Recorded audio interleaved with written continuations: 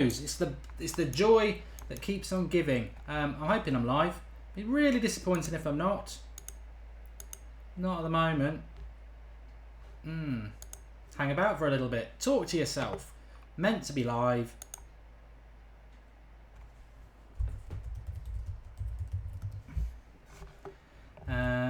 We'll just hang on. Oh, I am live now. I am live. I was live anyway. Idiots. Welcome to the story of the United stand. No, it's not really. Welcome to Manchester United versus Hull Watchalong. You're very welcome. The team news is not in yet. Who will start? Will Lingard start? I don't really care. Do you? I just want to win today. You know what? We've got loads of games to come this season. We're into an opportunity where if we take 3 points today, we are 3 points off second place. Absolutely brilliant if that happens. Oh, idiot. Idiot. Left my bloody audio on. Welcome to the United stand. Manchester United versus Hull. Live stream watch along. Waiting for the team news any minute. Ross will be joining me any minute. Please like the video and please, first things first, share the video underneath the screen there. If you're on Facebook, if you're on Twitter, please give us a share. That would be absolutely fantastic. Lots going on with Manchester United. Like I said, 3 points off second if we win today. We're reeling them in. Them teams above us, Arsenal, Liverpool and Spurs, under pressure. Man City away to West Ham tonight. Under pressure. We've got to win tonight. We've got to win. And I don't care how we do it. Fellaini's afro, Darmian's backside. I don't care as long as we win. I want us to pick the right sort of team. Samir says he hopes that Bastian's in the squad. So do I. I really, really do. But I would suspect we'll see Martial on the bench. We've been told we'll see Ashley Young on the bench.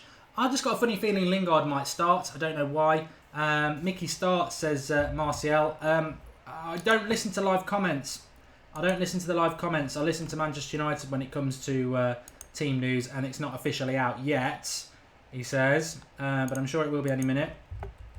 Let me get sorted here, because if we get Ross on as well, I'll call him up and he might join us at any moment. But team news, as soon as it's out, I will give it you. It isn't out officially yet.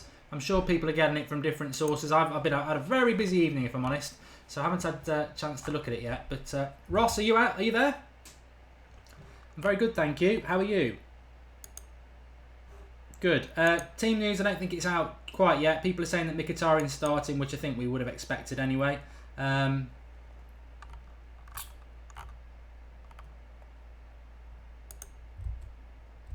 Okay, let's accept your visual and then I can sort that out. But obviously, I think people are going to be more concerned as the team news is due in about the next 30 seconds. Drop a like on the video, share it, everybody. We are going to give you the team news as soon as it comes out. I'll get it up on the screen as well, and also get Ross up on the screen as soon as we get the team news in. I want to get it hot off the press. Let's have a look what people on the live comments are saying. Can't hear Ross apparently. I wonder why that is. Well, I can, so I don't know what that's all about. Oh, it's alright, I've hit mute. I'm having a right nightmare tonight. I've got the team lineup. Okay, do you want to go with the team news? If you've got it in front of you, then that'd be great. Yeah, so there is no Rooney, so we've got De Gea in goal, Valencia, Jones, Rojo, and Blind at left back. So we've obviously not got Bailly at centre back.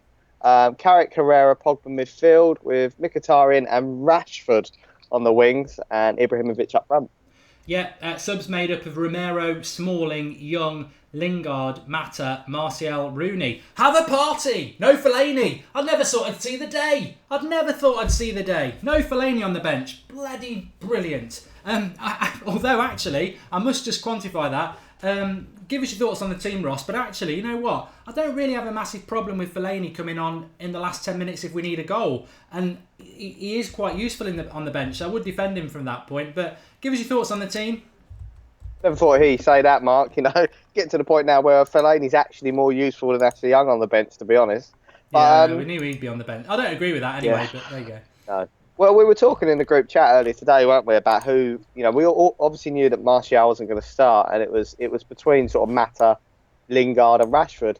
And I think you threw Rashford out there as a potential, which me and Alex didn't really think about, to be honest. And I'm really pleased, actually. He's made he's made a key impact in all of the games he's come on as of recently. So I think it's good for him, and I think if he plays as well as he's played coming off the bench in the last sort of 2 or 3 games, I think he'll make a massive impact. So I think it's brilliant. And do you know what? There's a lot of Martial fanboys have been absolutely furious with his treatment, but do you know what? I think he's just building him up, and I think we'll see Martial come on after 60 minutes or so, and hopefully we'll see a fired up Martial. But apart from that, I think the defence picks itself. I'm pleased that Blin's at left back, and we haven't reverted to Darmian, who doesn't even make the bench today, so I wonder if he's injured. No, let's just pretend he's been dropped. And then, the midfield, it just picks itself. I wouldn't want to. I don't think we would have seen another midfield than that, and it's obviously Ibrahimovic. Okay, people are asking for the team, so I'll whiz through it for them again before I take a few live comments and go back to Ross. So De Gea in goal, Valencia right back, Jones and Rojo centre backs, Blind left back, Carrick, Herrera, Pogba, which I think is very important, Mkhitaryan on the right, Rashford on the left, Zlatan up front. I've not given my reaction to it. Yeah, I'm happy with that. Bailly not even on the bench, by the way. I'll talk about the bench in a minute. But Valencia, De Gea picked themselves. I knew Jones would play. Rojo's done quite well.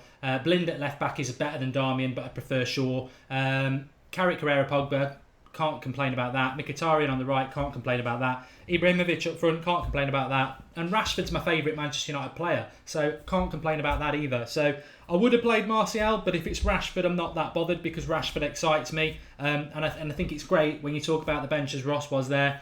Romero, Smalling, Young, Lingard, Mata, Martial, Rooney. I must admit, I think there's 2 people on that bench that I think basically make one player, and that's Young and Lingard. I don't see what 2 of them offer. And I'm going to sound really stupid. Well, I'm not going to sound hypocritical here because I never was a Fellaini hater. I think what's happened here, Ross. I don't have a problem with Lingard being on the bench because he's younger and he's quicker and I think he's a better player than Ashley Young. But I think Ashley Young's got himself a place on the bench because he wanted a move. Mourinho didn't want to lose him because he needs a bigger squad.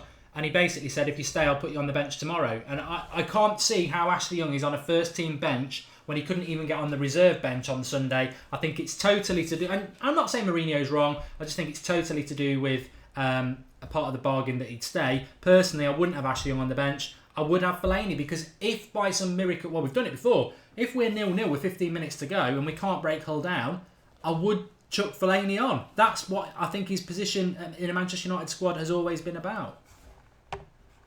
Yeah, I agree with you there. It's politics is the reason why he's on the bench today. There's a load of comments saying, where's Luke Shaw? And I think there is no Luke Shaw on the bench because I think that Mourinho might consider Fellaini a kind of wing-back. Not Fellaini, sorry. Ashley Young a kind of wing-back. Yeah, which he isn't. And he's almost... I don't know the story about Darmian, but probably the reason why Darmian's not in there, and for all the stick I give Darmian, much rather him play left or right back than Ashley Young, to be honest. But, Ashley Young is one of the old guard, and he didn't leave, so maybe he's got to start including him. I can guarantee you will see him on the pitch today at some point. I don't agree with it, to be honest. I'd have rather have seen Luke Shaw. We've got a player for the future there. Why are we dropping him for Ashley Young, who's going to be gone within sort of, the next 4 months anyway, if not in the next month, because we know the China transfer window doesn't close until a month's time. So it is a strange one for me. But it's hard to get bogged down by that, to be honest, because it's an exciting team, and I haven't seen Rashford start a game for United, a competitive game like this, in such a long time. So I'm excited to see him play again. I mean, what I would say about Rashford is it's a bit like the Fosu Mensah situation. As long as he's playing games for Manchester United, it's a positive. But he's not a left winger. He's not a left winger, and I would argue that with anybody. He needs to be playing up front. But I'd rather he was playing than Lingard was playing. So because Rashford is a better player. I will dwell on the Ashley Young thing for a little bit because I got a bit of stick. Well, no, actually, I think a lot of people I'd say the majority were with me. You just get the, there's nothing wrong with it. They just like, whatever. Ashley Young's a really important player. Not for me. I think Ashley Young's 31 now. He's done nothing in a Manchester United shirt for over a year. And he's on 110 grand a week. I'd have got rid of him. Because I think Ross just made a really good point there. Bailly, we were told Bailly was fit. Luke Shaw played well at the weekend. Darmian, even Fosu Mensah. That's the position Ashley Young's taking because we've got the wingers. Lingard and Martial are taking the wing positions, and Mata and Rooney are taking the number 10 positions. Ashley Young is in there with Smalling as the fullback cover, and I think I think it's wrong. I think it's totally wrong. But I think Mourinho, in fairness to him, didn't want to lose Ashley Young, because if we get a few injuries, Ashley Young could be really important. I think Ashley Young said, "I'm going unless you put me on the bench tomorrow," and I think that's the sort of thing. It's like, oh, I will involve you. But unfortunately, that means that we don't get to see Luke Shaw, Bailly, Darmian, or Fosu Mensah on the bench. We get to see a 31-year-old past-it player who's on 110 grand a week. I don't agree with it, but like Ross, I'm not going to get down about it, because tonight is all about winning, Ross. Have you got any concerns about Hull tonight?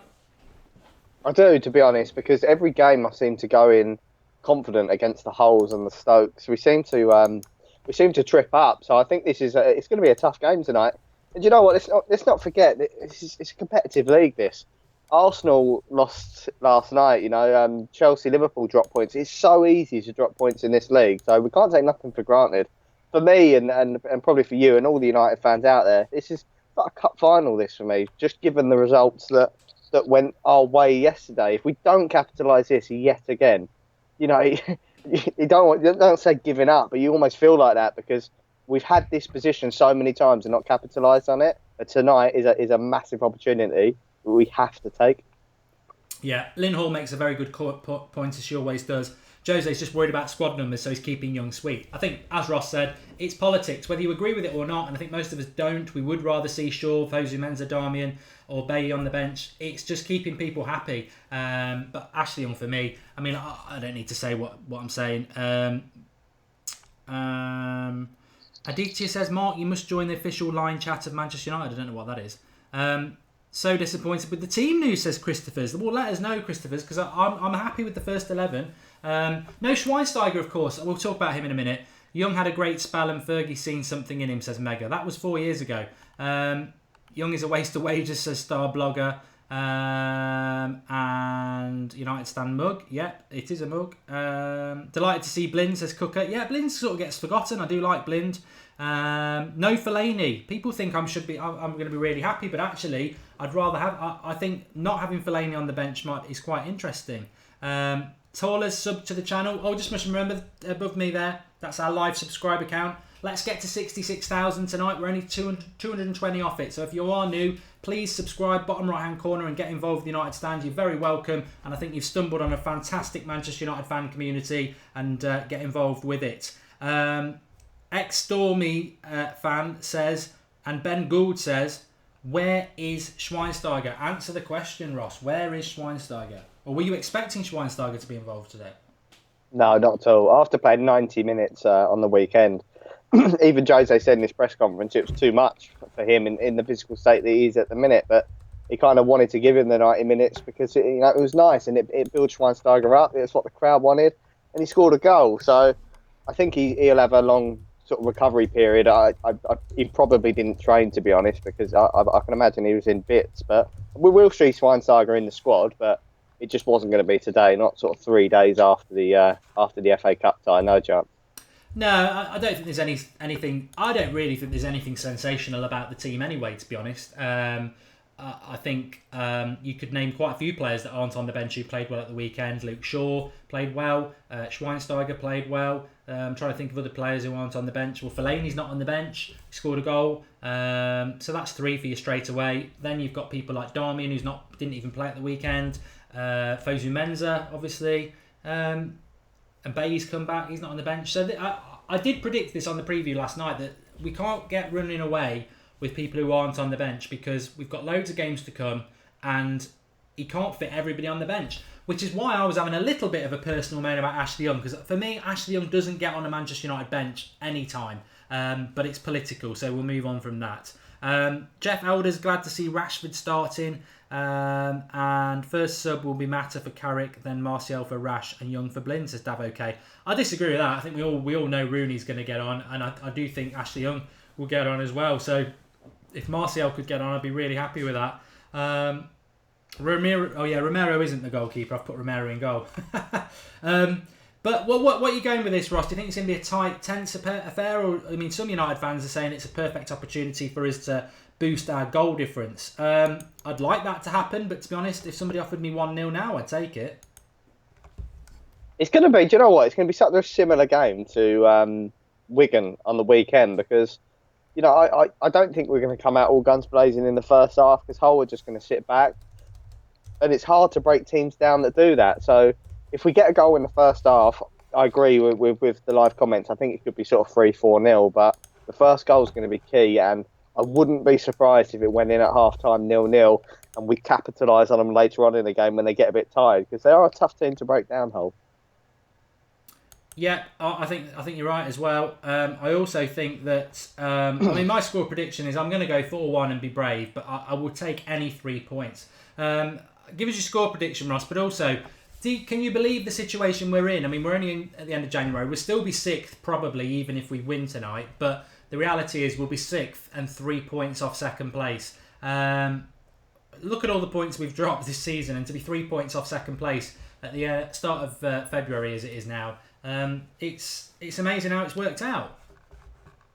It is amazing how it's worked out. And to be honest, before when we signed all the transfer signings in the summer, like the Pogba's, I got over exaggerating and thought we were going to win the league, to be honest. But looking back, if you'd have told me that we'll, still be in the Europa League, FA Cup, League Cup final, and within minimal amount of points of second and third, if we win this game, and given the form that we're in as well, and the quality of football we're playing, I would have taken this straight away, because I thought it would take more than a season to get rid of this Van Gaal style football.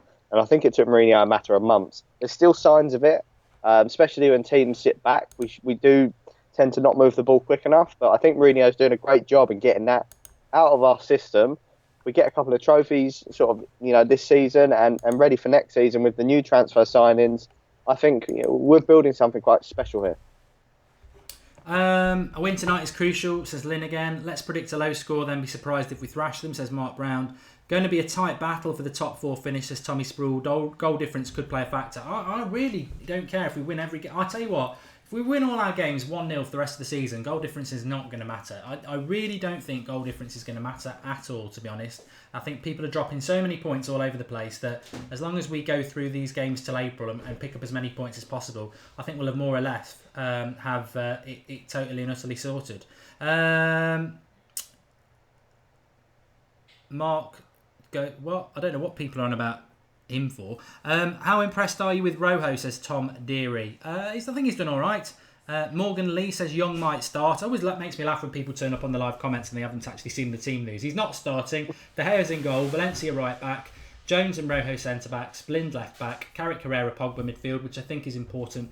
Mkhitaryan on the right, Rashford on the left, Zlatan up front, and then the substitute bench is made up of Romero, Smalling, Ashley Young, Lingard, Mata, Martial, Rooney. I think my only concern tonight is that whether Manchester United turn up.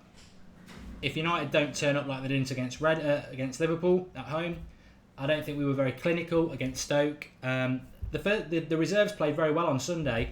I think the first team needs to play well today, because I think they've been off in the last two weeks. I don't know whether you'd agree with that, Ross. And that's my only concern, is whether the first team turn up tonight, because we should be beating Hull. Hull are much improved. I'm going to give them a bit of respect. They are much improved. But if we turn up tonight, we'll win this game. No, I agree with you there, Mark. It's the first team form has slipped, and we didn't beat Stoke, we didn't beat Liverpool, but then our cup team seems to be absolutely blowing teams away like Wigan, and it's done that consistently throughout the season. I think that's just because of the level of opposition and the fact that the team have got something to prove, because the big players are here tonight. But let's not forget, we've got a rested Paul Pogba for the first time that I can remember this season. So I'm hoping to see a lot more from Paul Pogba today, and Zlatan as well, to be honest, because Zlatan's had a nice rest, which he's hardly ever had. So the big performances today from our big players, like you say, and we'll absolutely blow this team away. And there's no excuses. We can't say that, they were tired, because they've all been rested. So we should see an all guns blazing Manchester United today. Yeah, I'd agree with you on that. And I said it this morning. I tweeted it out. There's no excuses. There are no excuses tonight. If we, people are saying, like when I was taking the mick out of Liverpool and Arsenal and Spurs last night and a little bit today, they were going, "Oh, don't do it, you'll jinx it. Live fast, die young." No, I don't want to die young, but you know what I mean. Live on the edge. I'm not going to miss an opportunity to rip it out of Arsenal last night, just in the off chance that we might lose to Hull. And to be honest, if we lose to Hull tonight, we deserve all the banter and everything we'll get back anyway. We should be winning tonight. And and I'm confident that we will win. It's there to be done. Another thing we did on Twitter today, Ross, was sort of like if we win tonight with 3 points off the top, off second place, where do the fans think we'll finish this year? And we basically offered second, third, fourth, or fifth. Some people said first. I can't see that. But what about you? Where do you think we're going to finish in the league this year? I think we're going to finish second or third, to be honest, because I just think when I'm looking at all the teams around, I think we will finish above Liverpool. We will finish above Manchester City. I think Tottenham, it's going to be tough, but the rest of them, I just can't see us not finishing above them. I think that their form is so inconsistent, and I don't think that the teams like Liverpool are going to turn their form around. With Manchester United, we haven't even touched the surface of the potential of what this team's got. And I think that Mourinho is on his way to unlocking that now. It's just my opinion, but I think the treatment of Martial is all to do with this, to be honest, because I think he's gonna try and unlock some more potential of Martial, because he's got. I agree with Mourinho. He's got so much more to give Manchester United because he is an absolutely phenomenal talent. So I can't see any other team apart from Chelsea who will absolutely walk this league finishing above us. So I'm just going to go with second. Stuff it. Yeah, I said second. I think around Christmas time. So I am going to stick with that. And I think it's the only thing that's going to stop Manchester United getting second place or even top four is Manchester United, and that's the only thing that's stopped us so far. We've not, apart from Chelsea, there's no team that I think that's really took us apart. I think we've took ourselves apart. I mean, I'll just say it now: win tonight with 3 points off second place. But I'll add this to that: win tonight with 3 points off second place. It's in our hands. Win tonight with 3 points off second place, but we dropped 2 points at home to Burnley, 2 points at home to Stoke, 2 points at home to Arsenal, 2 points at home to West Ham, 2 points away to Everton, 2 points at home to Liverpool, 2 points away to Stoke last week. I mean, we've dropped about 10 points, and yet we're still in this fantastic position where we win. And I tell you what, they can give it the big un, but Arsenal have just lost at home to Watford. Liverpool lost at home to Swansea a couple of weeks ago. Spurs bottled it against Moyes yesterday.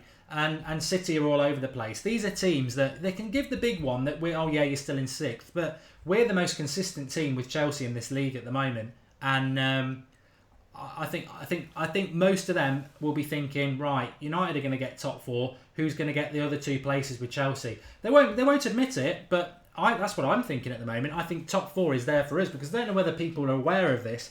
But our run of games between now and the middle of April, they're all winnable. I think Leicester and Southampton away are the tough ones. We've got Borough away. Then you've got teams like Bournemouth, Watford, West Brom at home.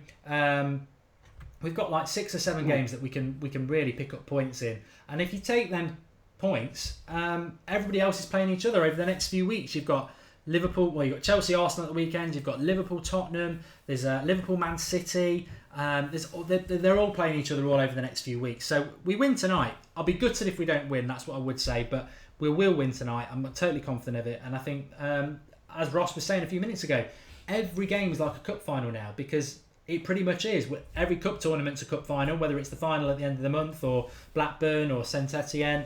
And every league game is like a cup final because we really, really can't afford any more points dropped. I mean, I felt, if you'd said to me that we'd draw against Liverpool and draw against Stoke and still have a chance to win tonight and be 3 points off second, I think it just shows. I was looking at Liverpool's results actually. They've not won a league game in bloody ages. They drew with Sunderland, they drew with us, they lost to Swansea, they drew last night, and everyone else must be doing the same. And as for Arsenal, that was well overdue last night. I saw them play Burnley. They shouldn't have won that. I saw them against Bournemouth. They shouldn't have got a draw out of that. So it's there for us to do, Ross, in a long drawn out way is what I would say. Yeah, I totally agree with you. Just quickly, Dan Miola asked me a question, and my favourite ground that isn't Old Trafford would be Wembley, I reckon. But anyway, back to that. Yeah, I'm same as you. I looked at Liverpool's sort of fixtures, and they are in a massive rot. I don't think the only game they've won this season was a second attempt at Plymouth, which they were abysmal in anyway. And I was looking at their fixtures, and I can't see where their next win's coming from, to be honest. So I think that their rot will continue. And same as you, I looked at Manchester United's fixtures, and given the way we should be playing and the teams we should be beating, I can't see a loss for us. Not like the odd draw potentially, but we should go on another. Because I know our winning run did end at Hull even though Jose Mourinho doesn't like to admit it. But I think we could go on another long run and potentially, like I say, creep up. And I almost don't want to say it because you just sound so deluded saying it. So you just want to keep quiet. But I look at Chelsea and I think, that Fergie's Manchester United has come back from bigger deficits than that. The only problem we have is teams in the Premier League are struggling to overturn Chelsea, but they will drop points. They 100% will drop points. And I think we're playing them again as well, I believe. And do you know what? I dream big. Why not? Title? Yeah. Well, I think if we win tonight, are we 12 points off the title or something like that? Or is it 11? It's 11 or 12, yeah. But then, all the teams like Liverpool and Tottenham will still think that they've got a title chance, but we're only like 1-2 points behind them. So why not? Well, I saw something today, actually, that I think Spurs and Arsenal were something like 10-1 to win the title or something like that. And we're 33-1. And I thought, I'm not going to put money on that because I don't think we'll win the league. But if you were going to put money on Spurs, you may as well put it on United. We're only 3 points behind them, and we've got a really good run of games. So the value bet is, if you don't think, if you're not going for Chelsea, I would agree. The value bet is United because I think we're going to come second, and if we're going to come second and you don't fancy betting on Chelsea, you've got to bet on United. I don't know why people are suddenly saying that. Sorry, we've hit 65,800 subscribers. Please keep subscribing. The number's going up there, bottom right-hand corner. And if you are new to the United Stands, you're very welcome. You've stumbled on a fantastic community, like I said, which we'll talk about a little bit in a bit. But the Spurs thing makes me laugh. It's suddenly like everyone's saying, "Oh yeah, Spurs are the ones going to push Chelsea. They're fantastic this year." And let's ignore the fact that they're bottlers of the North. They're right up there with the Lannisters and Arsenal. They really bottle it when they go up north. And I don't know. They did it yesterday. Sunderland are the worst team in the league, and they couldn't score against them. So, I don't know whether we can win it, but if it is 12 points, it might be 11. Somebody might confirm it. We've got to play them at home. So you take 3 off that straight away, 9 or 8. A couple of bad results for them. I would agree. I mean, Ross isn't saying we're going to win the title. He's just saying, why not? But if we were within 3 points of them, let's be a bit more generous. If we were within 5 points of them in April, City did it to us a couple of years ago, so it can be done. It can be done. I think it's going to be interesting, like Full Time Red said there. Spurs won't be finishing top 4. 2 big clubs who had it in the palm of their hands are not going to finish top 4 this year because you know what? I said top 4 was gone after the Everton game, and I think at that time we were a long way off 4th place. It might have been as much as 9 points at one point, might have even been 10. For them to have let us back in it, whoever misses out of them lot really don't deserve it because they should have shut the door, locked it and left it, and we never should have been allowed back in. And we are back in, and I can't see Mourinho letting it slip up again. I've got Alex coming on in 5 minutes, Ross. He begged me to come on, so I might be able to add him in anyway, but if you want to go at 7:30 you can, and I presume you'll be back at half time. You're laughing a bit, is something funny going on? No, I'm just enjoying the live comments today. They've been very good today, mate. I'm going to whack onto them, to be honest, because I think we've covered a lot of the things we wanted to cover. Richard Moss says Chelsea, the Lannisters, United are the Targaryens. No, we're not. We're the Starks. Winter's coming. Ahmed, Mark, what do you think of the dancing video from Pogba and Lingard? We will cover that. Very, very good point, Ahmed. I really do want to touch on that. And I know Alex will have an opinion on it as well. So, Ross, let Ross speak. Ross, says Amy Godwin. Is that your partner? No, it isn't. 7 games this month. We'll actually see if Mourinho uses all the players. Disgruntled blogger. I think he will. I think Schweinsteiger is going to be used in the Europa League, by the way. We would have to beat City, Arsenal, Spurs and Chelsea to have a chance, says Mark Brown. I think we can beat anybody. I haven't seen anybody that can beat us. I mean, anyone can, but I think we can beat anybody on our day. Orison believes in miracles. City won the title with 4 games remaining and 8 points behind, says Danderman. Don't remind us, but yeah, it means anything can happen.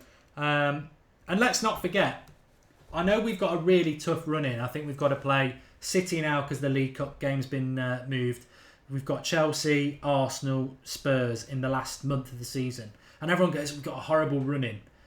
If you've actually watched football, and I'm sure Ross will bear me out on this, just because you've got big teams at the end of the season, yeah, it's difficult, but so is playing Hull, Sunderland and Burnley, because Suddenly, in April and May, those teams at the bottom, they're playing for bonuses, they're playing for their careers, their wages will halve getting relegated. They suddenly find form. They're playing for their lives, effectively. And Sunderland could go to Chelsea and beat them 3-0 because that's the sort of thing.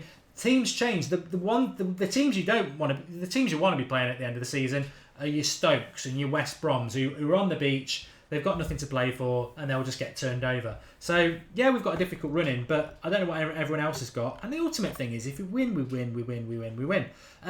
Let's talk about that one, though. Lingard and Pogba. Give us your thoughts on that, the dancing video. If anyone's not seen it, another little dancing video between Lingard and Pogba going viral again today. Rio Ferdinand coming out and saying, not happy about it, saying, you know, 6th in the league, you've not won anything, you shouldn't be doing it. To be honest, I actually quite like all the dancing videos that Pogba, does. I'm not too keen on Lingard. I don't mind him as a player. I just think he always comes across a little bit cringy when he does it, to be honest. But this particular video, I actually found very cringy.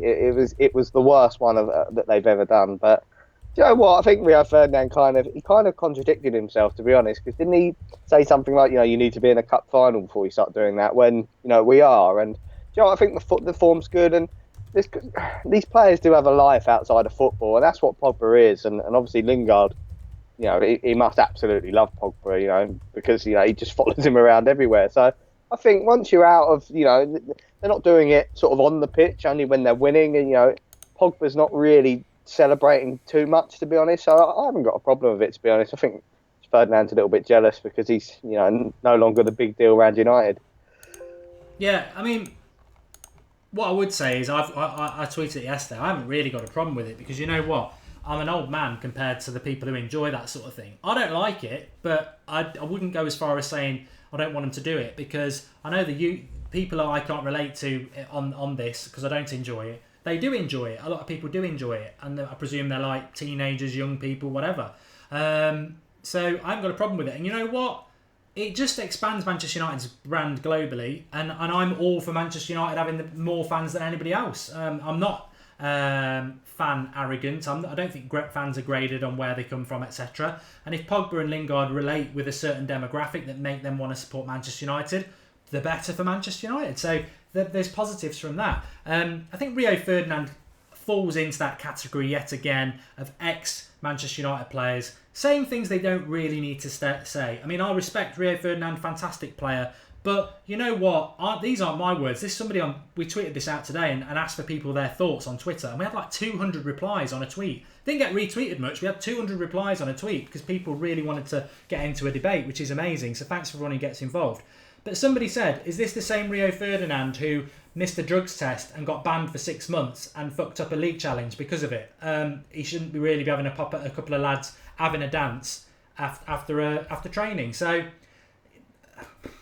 you'll always find something to criticise somebody about. I'm not saying Rio Ferdinand shouldn't come out and have an opinion, and if that is opinion, it generates debate, so that's good. But there are flip sides. And Ferdinand did do everything. And tell you what, if Pogba and Lingard tried to do that, probably in Ferdinand's day, but definitely in Roy Keane and Sir Alex Ferguson's day, they wouldn't see the light of day. They'd probably be dropped. But football's different, and you've got to evolve, and football is evolving. So I don't really have a massive problem with it. Pogba needs to do better. Lingard needs to do a hell of a lot better. But Lingard does strike me as a bit of a fanboy and a bit of a hanger-on. My problem with Lingard was last year at West Ham when they were getting pelted in the bus and he's acting like a bloody kid. But some people found that funny, so I don't have a massive problem with it if I'm honest. Giggs and Inch used to dance during Fergie time, says Muhammad Ali. They did, but they'd scored a goal afterwards, to be honest. I don't care. They can do whatever dance they want if they score loads of goals. Skulls Legend 18 says, I'm with Rio, save it for when you're performing. Pogba's been poor all season. Interesting. Saf 2008, come on, 500 likes, please, everybody. Yeah, please do keep liking the video, subscribing to the channel. We're moving closer to 68 at 6,000, which would be great. Ross, do you want to stop on or do you want to pop off? No, mate, let Alex have his say, because I know he's a bit of a Martial fanboy, so it'd be good to hear his opinion on why he's been dropped. All right, mate, I'll see you at half-time then. Yeah, so I'll see you at half-time. Thanks for all the live comments, guys. You've been hilarious today. Cheers. Thanks, Ross. He's right. I can't always see them all because I'm talking, but I know Ross was keeping an eye on there. And do keep commenting. You're a massive part of the watch along, as you all know anyway. Let me see if I can get Mr. Alex Adams on. He should be waiting anyway. Alex, can you hear me? Yeah, can you hear me? Yeah, are you visual or just audio? Visual if I turn... Okay, yeah, now can you see me? Yeah, okay. That's fine. Okay. You've seen the team news. What's your thoughts? Oh, we live? Yeah. Oh, sorry. I've been live for half an hour. All right. Yeah, I'm happy with the team. Obviously annoyed about Martial, but we knew that ahead of time. But if anyone was to come in for Martial, I'm glad it's right. I didn't want Matt to come in because if we're judging everyone how Mourinho says that the way Martial gets in the team is if he's better than everyone else. Well, Martial in recent appearances has been better in my opinion than Mata has been. So, and the one dreaded thing was, like you said as well, who you thought it was going to be would be Lingard, and that would have been just absolutely disgraceful if Lingard came in. So, with it being Rashford, it softens the blow, but I'm a bit shocked that Fellaini isn't even on the bench. I don't know if you've touched upon that. And I'm kind of disappointed that Luke Shaw didn't even make the bench, but it was kind of expected, to be honest. Political is what Ross said. Political because, well, Ashley Young was leaving 2 days ago. Now he's not leaving and he's on the bench and he's not been anywhere near the bench. It's clearly political. It's like, I'll get you more involved if you stay. And to be honest, I'd like to have seen Luke Shaw, Darmian, Bailly, Fosu Mensah on the bench instead of Ashley Young. But if Mourinho's doing what I think he's done and he's concerned that if we get a few injuries, Ashley Young could be quite useful, then putting him on the bench against Hull probably isn't a bad idea. I don't want to see him on the bench every game because there are better players than Ashley Young, but as a one-off, and I'd agree with you as well, I would rather have seen Martial start, but if it's not going to be Martial, I'm happy with it being Rashford. The Fellaini thing is interesting. Let me just answer this comment. Minecraft says, love the channel, but do you agree? Please respond. Rojo has reinvented himself for Manchester United as a centre-back. I think Mourinho's reinvented him and Phil Jones, and I'd love to see him do it with Smalling because Smalling's our biggest threat in the air. Matthew Barker just saying that Matt has been one of our best players of the season. Let's talk about Fellaini because you know what? Everyone's got an opinion on Fellaini. Everyone thinks I'm a Fellaini hater. Alex has just said that he's surprised he's not on the bench. Why are you surprised? Just because Mourinho always picks him, or just because you would like to have had him as an option off the bench? Well, a bit of both, to be honest. I'm surprised that he didn't pick him, but Fellaini scored last time we were at Old Trafford against Hull, didn't he? So I obviously don't want him to start any game, but he is good as a plan B to come off the bench, I think, and just hoof up. I would have had him on probably over the likes of Ashley Young, but because we've seen before, like if we need to go get a goal, that Mkhitaryan can play at left back, so it's not necessarily 100% needed to have Ashley Young, but I think it could be, like you said, just in case we need a bit of an option. Yeah, I mean, a Fellaini hater apparently. Not a massive fan of Fellaini. Don't like him in the Manchester United shirt. Don't like him anywhere near our midfield. I said the other day, he's like dynamite. You put him in the opposition's box, he causes damage. You put him in your own box, he causes damage. He needs to be in the opposition's box. I would, this game today, I think we will win it comfortably. But if it went to the last 15 minutes and we can't break them down, we actually haven't got an option to hit it long. And he has done that a couple of times in the last month. He's caused problems for Fellaini, so I'm surprised he's not on the bench. But maybe he's got a knock, I don't know. But I'm very surprised, especially because Mourinho seems to be obsessed with him.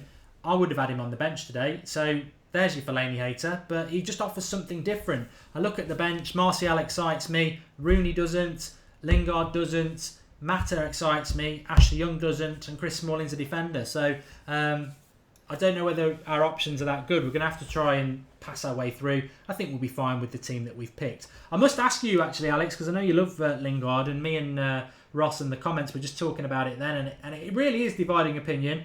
The Pogba and Lingard dancing thing, where do you stand on that? It's a hard one. I agree with Rio in the sense of back in Fergie's day, it never would have happened, and it did kind of annoy me and embarrass me a bit because like we now once again become like the butt of everyone else's jokes, and like I've criticised and laughed at Arsenal's team before by always posing for a selfie after like a win against the likes of Wigan or someone like that. They just like post selfies and stuff, so it would be like Rio said, hypocritical of me not to do the same, but at the end of the day, with Rio's comments, he said about, I know I tweeted it earlier to you, the United Stand account, but he said about, I could understand if you've got to a cup final or something and you're acting like that. But we have actually just got to a cup final, so I thought that was a bit of a weird thing for him to say. But in sixth in the league, I think everyone keeps making these sixth jokes and everything, but if we win today, I think we'll be like 2 points off second. So it's just the fact that the top six is so tight. Well, apart from Chelsea, obviously, but the top from second to sixth is so tight that we're gonna start eventually. If every team in the from second to sixth keeps up their current form, we're going to be moving up, and then they'll be having to make sixth jokes about other teams, not us. Yeah, I've never, I've always said I'm not bothered about being sixth. We are, it's only just February the 1st, and I'll see you in May, and that's what we've always said. I was saying to Ross there, they won't admit it because they're full of crap at the best of times, but you can have no doubts about it that especially Arsenal, Liverpool as well, and Spurs and City. I don't think Chelsea need to worry, but them four I just mentioned, they will be absolutely gutted and worried about the situation that's developed, because it wasn't that long ago that we were nearly double figures off fourth place, and now we are 3 points off second if we win tonight, which I expect us to. They should take a long, hard look at themselves, them teams, because, yeah, we've bottled points. We know we have Stoke, Burnley, West Ham, Arsenal, Everton, even Stoke last week again. Good 12 points bottled there with bad finishing, really. We played well, but bad finishing. So God knows what all these other teams have been doing. If we put our hands up and say we've bottled a lot of points this year, and yet we are right back in it. We are 3 points off second place if we win tonight. So if we've bottled points, what the hell have everybody else done? At least at least we did it at the start of the season and we've worked our way back. They were all like 10 points ahead of us in December. That's disintegrated now. So, and we're the form team. So I think they've got major concerns. I think Arsenal have got major concerns because they've got a tough run of games. Bayern Munich in the Champions League. I think Liverpool and Chelsea will be fine because they're going to start getting a big advantage again soon of having no football for Liverpool except for league games. So I think it'll be us, Liverpool, Chelsea, and Spurs top four. I don't know what you think, Alex. It just depends. City could go on another run. They started the season with 10 games wins in a row, didn't they? So they could always go back to that, but it isn't really looking like that. So I think Liverpool, I know for all their plaudits and stuff, I think it was always going to happen with burnout with their style of play. I think they're average individually, but they're obviously a really good team as a cohesive unit. But I always said that they burn out, but now that they're knocked out of literally everything and no Europe, they may kick on again. I'm hoping not. I think they've shown over this period of Africa Cup of Nations how reliant they are on Mane. So if he comes back firing, then maybe they'll kick on. But yeah, I think if we don't get top four, then I think if we take it seriously enough and are actually up for it, which we've seen many times this campaign in the Europa League that we weren't up for it. But player for player, we easily have the best team and we have the best squad in the Europa League. I think Spurs won't take it seriously and I think they'll just play their reserves and go out early. But I'd like to think that we're going to play a strong team in it and that they're actually going to be up for it. So even if we don't get top four, then it wouldn't necessarily be a disaster because we could still get in via the Europa League. But I was listening to the press conference yesterday of Mourinho, and a journalist said if everything goes to plan this season, we could potentially play 66 games, which is just absolutely ridiculous when you look at the amount that Liverpool play and Chelsea will play. And we're, as they said actually, that we're victims of our own success really because we've played so well and progressed in all these competitions that we just have so many games and we're so tired. If we were like Chelsea and weren't in Europe this season, I think we would be already in the top four. I reckon we'd be second already and possibly even pushing for first. Well, Ross thinks we've got an outside of winning the title, to be honest. Stranger things happened. I mean, I think people get lost in the fact that it is only just February. If this was April, 12 points can't be done. But I don't know. I don't think we're in a title challenge. I think we sort of forced our way into a top four challenge, and that's what we've got to think about at the moment. But the run of games we've got till April, who knows what could happen? again, Arsenal-Chelsea at the weekend, I'll take a draw out of that. But as long as Arsenal don't win, I think that's the main thing. Nathan says, Mark Reed, I'd rather have players dancing rather than getting banned, charged for drink driving, like Firmino. Yeah, Firmino, 6 points on his licence this month. It's more than Liverpool have had this year. And are you watching the game? Can't find it on any TV, says Zeru. Come on, West Ham, says Norma Potter. David Mayer is playing as right back for Hull. Rashford destroyed him last time and most likely will do this time. So, I would like to see Martial. Can someone loving Man United squad, says Space EB. I think that's what we're seeing at the moment. We touched on it at the very start, didn't we, Alex, really? I think people are disappointed that no Luke Shaw, no Schweinsteiger, no Fuzu Mensah, to name three. No Fellaini, I think, is Can I touch on something as well about another person that's missing? And I saw it on Twitter, and I didn't even think of it like that, but it is completely true. Go on. Obviously, Bailly's missing after Mourinho saying that he's okay. But why were we playing Bailly in the reserves when obviously under Van Gaal we played players in the reserves all the time to get their fitness up and stuff? But we've never played someone in the reserves this season, not even the likes of Fosu Mensah. So why were we playing Bailly in the reserves when he's just been at Africa Cup of Nations and then he goes off injured? Again, a very valid point. I said it on Monday night. We did a show just about live when Bailly went off injured just by chance, and my reaction, I didn't even know he was playing for the reserves, was what is he doing playing for the reserves? He has been on the African Nation Cup, like you say. He doesn't need to get match fitness. If you played him on Monday night from the start, which he did, 48 hours before Hull, he was never playing tonight. He was never been part of the squad. So I don't think he's missing because of injury tonight. I just don't think he was ever part of the squad, and I don't understand why that was. And if you were going to play him for the reserves, why didn't you play him, less than 24 hours before against Wigan in the Cup? So it was a little bit weird, but that's another player. But to get back to that point I was going to make, the positive about this is for all those players that people are like, oh, I wanted them playing, it just shows what we said at the start, really. Our squad is still a little bit too big. It will serve us well in the next few months because we've got so many tournaments, but it's hard to get on the bench when everyone's fit. Yeah, without a doubt. Like you just said, because we're in so many competitions, it is actually a blessing in disguise, really, because you don't really have that many people sulking really that much that we see anyway. So because they know that if they're not playing in the Premier League, they could be playing Europa League the following week, or the FA Cup, the EFL Cup, and so we are spoilt for choice. It's like we played our so-called B team against Wigan, and it was still a team of 11 internationals. So it just shows the strength and depth when you see the teams that Liverpool were putting out, or like Arsenal put out, compared to our so-called B team, or Spurs as well. It's just night and day. Ours is so much better, and better than Chelsea as well. I've said all season that we have the best squad in the league, and I still think we do. And I think player for player, you can make a case for us having the best starting 11 in the league. If we don't this season, we certainly will next season if we do sign the likes of Griezmann or whoever else we bring in.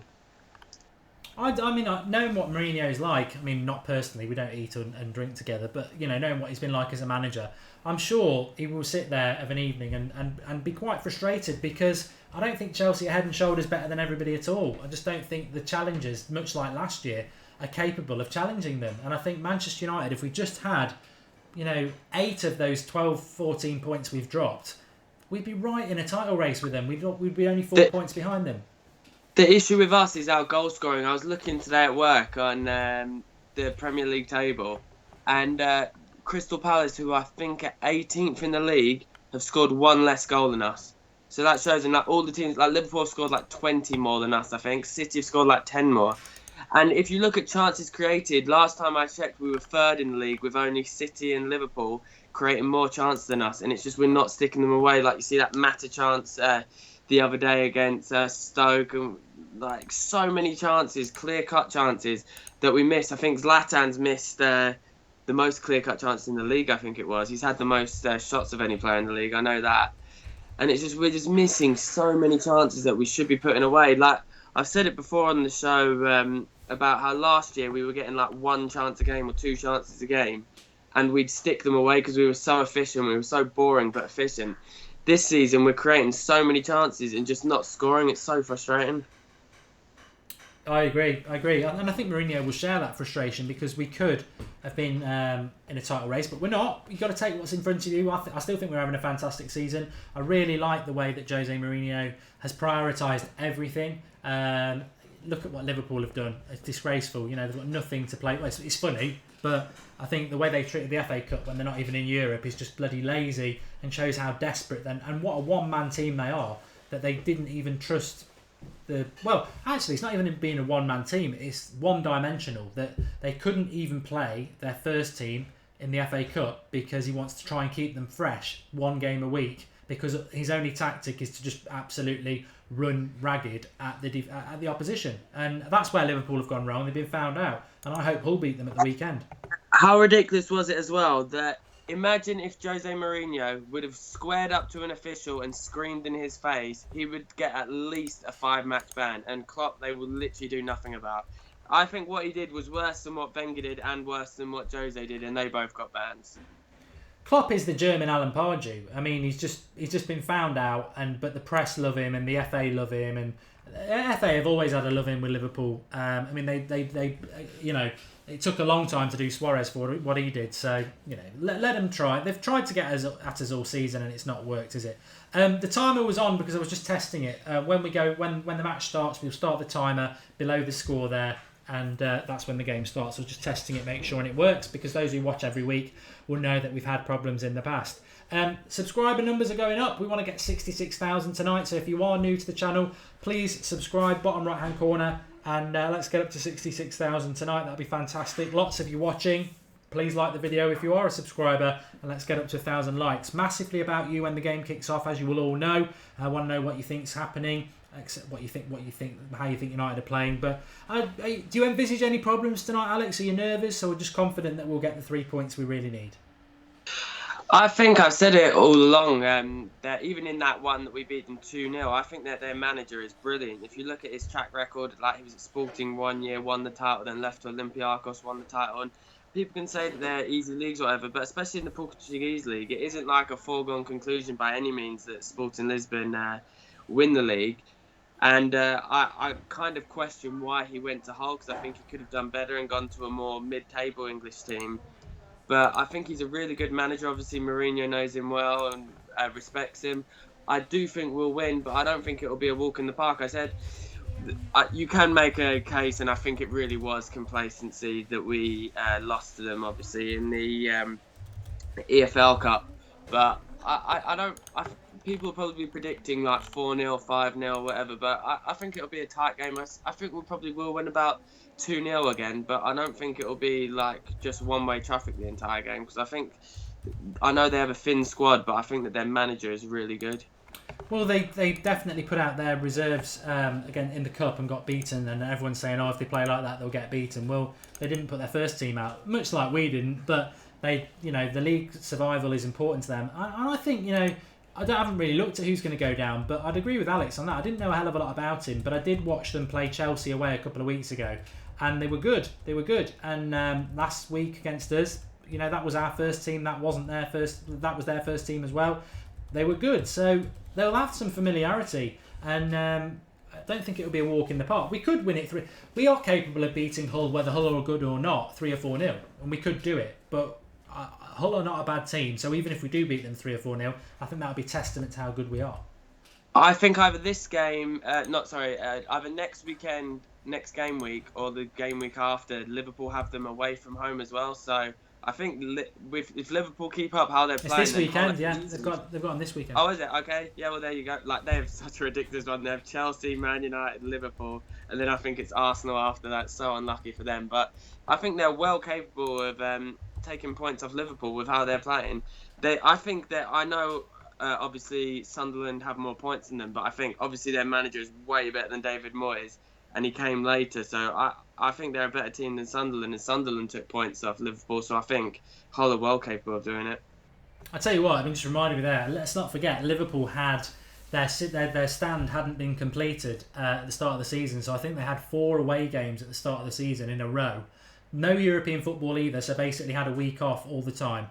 They will never get a better chance, apart from Slippy G Slip, of winning the league, and they've blown it again. I mean, they had it all. They played a load of away games, which they won at the start of the season. Playing not in Europe, massive advantage. And I think we're saying, Alex, to Ross, they haven't won a game in bloody ages. They drew to Sunderland 2-2 just around Christmas time. Lost to Swansea at home. Obviously drew with us. Drew with Chelsea. They've had a really bad, funny run, but I think they've blown a real opportunity, and I'm very glad. But we can't blow this opportunity tonight. We've got to win this game, and I don't care how we do it. So I'm going to go 4-1, but I don't know what you're going for, Alex. Oh, it would just be typical. It seems to happen to United all the time that we get such a gift. Like, what it was again in the Stoke game that we ended up drawing, luckily, is that it was another absolute gift. So that's 2 games in a row that we've got absolutely gifts by everyone around us dropping points. And we obviously didn't take advantage of it, which makes me kick myself in the Stoke game. And we've got given another golden opportunity. And I'm sorry, I tweeted about it after yesterday's results. If we get given this much of a gift again, and we can't beat Hull at home to just extend and just push on into that top 4, I know we won't get it, but we'll be right on the cusp of it, then we don't deserve top 4 if we don't take advantage of these opportunities. No, I'd agree with that. We've got to take advantage of it, and I can't contemplate it. We've had so many frustrating results this year, and none of us have turned against Mourinho, but it has been frustrating, and I can't. If we draw tonight or worse, I just don't know. I just don't know. All I think I'd have to say in this calm state I'm in now, because I won't be calm if it happens, is we'd only have ourselves to blame, because it is an absolute golden opportunity to be able to know at 10 o'clock tonight we can be 3 points off second place. We can't blow that. We can't blow it, and I don't think we will. And I think if we do blow it, Alex, there'll only be 11 people to blame, because it won't be anything Mourinho's done. It'll be whether the players have turned up again or took their chances again. The thing I'm worried about is, since the Liverpool game, Pogba's had a slight dip, and then it seems that Zlatan's going. Remember, he went in that dry spell of 8 games, wasn't it, that he didn't score, and now I think it's been 3 games that he started that he hasn't scored. I know it might be expecting a bit much of him to score every game, but I do worry. In that Stoke game, I said about it on the show when I came on that he seemed to have thought that he was a number 10 and turned into creator, and he wasn't. You never think Zlatan would lack confidence, but he kept on trying to lay the ball off and be the assister, which I know he has said that he's annoyed and he wants more assists than he has been doing, and he takes an assist just as much as a goal. But in some of the positions he was getting in, it would have been I don't get why he wasn't shooting, and I just hope he doesn't do that tonight. I really want him to push on and get at least a couple goals. I do. I think Zlatan to score at any time tonight is pretty much nailed on. There was talk of West Ham getting an early goal against City, but it's 0-0 from what I can see. But doesn't necessarily mean that they haven't just scored. But the BBC I'm looking at has got it as 0-0. A few people are saying 1-0, but it could be a tough game for City as well, away to West Ham, and hopefully it will be a tough game for them. Thanks for popping on, Alex. You couldn't be here with us last Sunday, but it's nice to get you on. Yeah, sorry about that, and thanks for having me on, and hopefully we'll get a good result. Cheers, pal. Speak to you soon. Okay, speak to you later. Bye, guys. Bye. And just as a reminder, you can follow Alex on Twitter at AXAS2, I think, and Ross is at Hazza90. So follow them on there. You can follow me at Mark Goldbridge, nice and easy. You'll remember that one. And you can follow our main Manchester United Stand account, which is at United Stand MUFC. Which is a good account to follow. We do a lot of chats, polls, tweets, what you'd expect to see on Twitter, really. But we're moving close towards kick-off, and in relation to that, as I always say, it's your show, the Watchalong. It's a bit like Sky. Well, let me just say something, actually. The live subscribe account's there. Please subscribe, bottom right-hand corner. If you are new to the United Stand, or if you have lost your mind, the United Stand is the biggest independent Manchester United fan channel on Twitter. on YouTube. Made for the fans, by the fans. It's all about your opinion. You're always with us on the live comments to my left there. Unique. We started that and we will never move away from that. We've got Skype Goldbridge on a Monday at 8:30 where you can Skype in like Alex did there and have your say. We don't script it. You come on and you say what you like. Sunday Night Live is our United review. Always gets a little bit heated. That's at 8:30. We're live pretty much at 8:30 every night of the week. Tomorrow night at 8:30, don't miss it. 3 of you will be on our Manchester United quiz. Brand new show. Lots of interaction. Lots of historic things about United. You'll learn a bit. But get involved. And if you are subscribing to the channel or you are a subscriber to the channel, make sure just check that you've clicked the bell next to the subscribe button because that will notify you when we go live. And that we are a live content channel, so that's the one. And we're fast moving towards 66,000. We're 83 subscribers off it, so please keep subscribing. Like the video as well. I want to get to 1,000 likes. We always want to get to 1,000 likes on the watch along because as we move towards the game, massively about you lot. I know some people won't be able to watch the game tonight because it's not on in the UK, so we really Harper Hull's just said you look like a child vampire. I quite like that thought. We really need to win tonight. Some people won't be able to watch it. So, as I always say with the live comments, get commenting. Give us your thoughts on the game. We'll read as many out as we can. Looking for some tactical analysis. Looking for a bit of jokes. Whatever. Just get commenting with each other. Interact. That's what the watch-along's always been about. Manchester United fans being able to interact with each other. And, yeah, really excited about it. And hopefully we can win it. But I think we will win. Surely we will win this game. We can't not win a game where we've been given this massive opportunity to win and get 3 points and be 3 points, just 3 points off second place. It's an absolutely fantastic thought, and we need to do it. I'm messing around myself at the moment, just trying to see.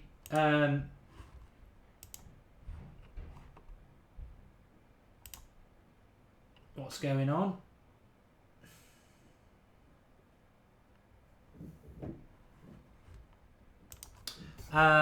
Rooney to score, says Big Z. I think Zlatan to score at any time would be nailed on.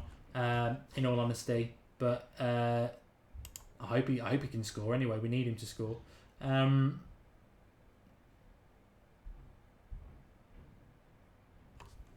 We need to show great defeat for Hull City, says Eliad. I'd agree. Let us know where you're watching from. That's always important. Come on, the lads, says Shane Bradley. 2 minutes to go. Darth Jar Jar's going 1-0. I'd be ecstatic with 1-0. You know what? I would. I'd take it right now. I'm not bothered. 1-0 will do me perfectly, mate. 3 points is all that matters. I know people go on about the goal difference, and goal difference is important. I'd agree with that, but really, it's more than that. We need to win it, and goal difference will take care of itself. I don't think goal difference is going to be that important anyway. I think we will get top 4 comfortably, but winning games, yeah, that's the most important thing.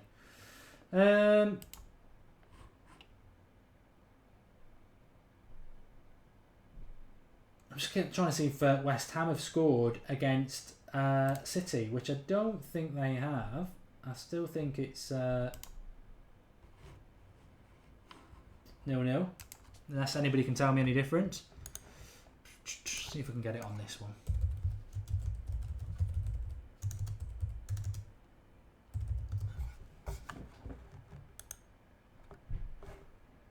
Yeah. Oh no, I don't know. It might be. No, it's still 0-0 in the City game. Although BBC seems to be having a problem. Let's have a look. Yeah, it is still 0-0 in that game. Could be a tough game. Let's not think anything different. It could be tough. Let's have a look.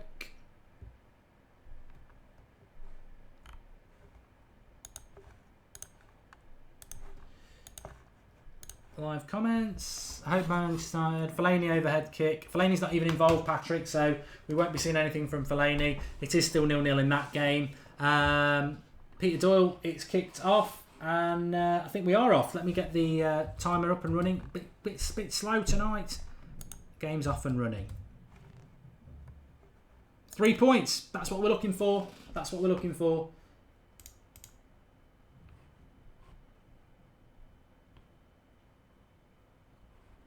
And is Mad Marcus on the live comments box? I'm trying to find him.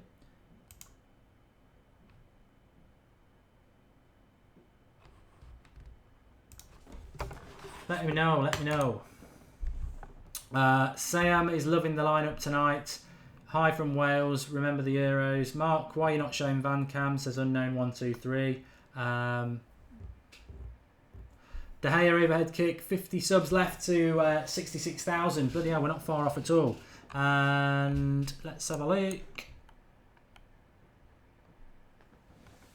Sydney, Australia, says Peter Helmore. And going for the title, Mark, says Siam. Hey, Mark, at the United Stand, what about Stoke v Everton? Someone tell me what channel this is on, says Coley. Rashford, faster United player this season at 35k. Nathan Harper, Mark, are you watching the game live? I hope to be. I was hoping Mad Marcus was going to pop on so I could sort my thing out, but I will sort it out as soon as possible. I will be keeping you updated with the game, but I can't at the moment. I'm waiting to hear from Mad Marcus so he can just pop on so I can sort my thing out, because unfortunately I was a little bit caught by the game starting. And 1-0 to City. City have scored. That's not what we wanted, is it? But there we go.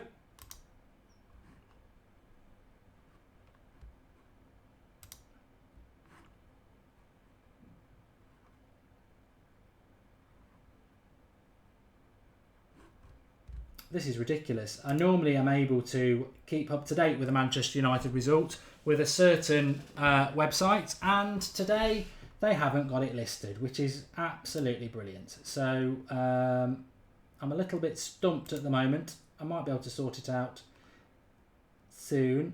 Great.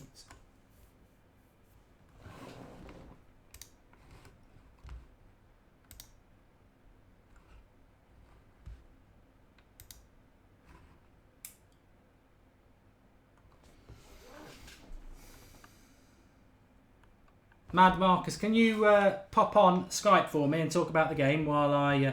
Oh, great. My thing's broke as well. What's going on here? The timer's gone as well. Everything's going wrong at the moment. Stick with me. Keep commenting. We'll get this sorted in a couple of minutes. Don't worry about that. But... let's get this sorted.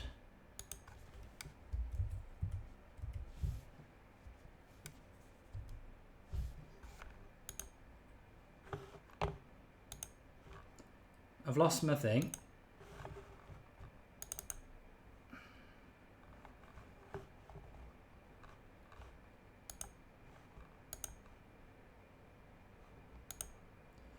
Oh, sorry about this, folks. It's not normally like this. Nothing ever runs smoothly with live TV, does it? Hello. Hello, you're right.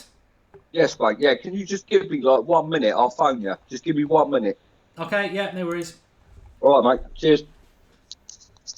Well, you're my eyes and ears at the moment because I'm unable to get... I'm trying to sort something out so I can hear it as well. But keep us up to date because we're all waiting at the moment. So we're going to get Marcus on in a minute, who will be able to free me up to get where I need to be. It isn't on UK TV at the moment.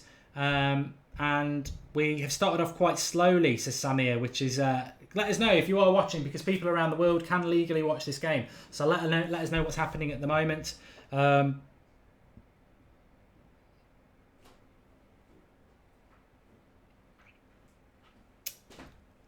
Tough day to find games, says Andrew Thompson.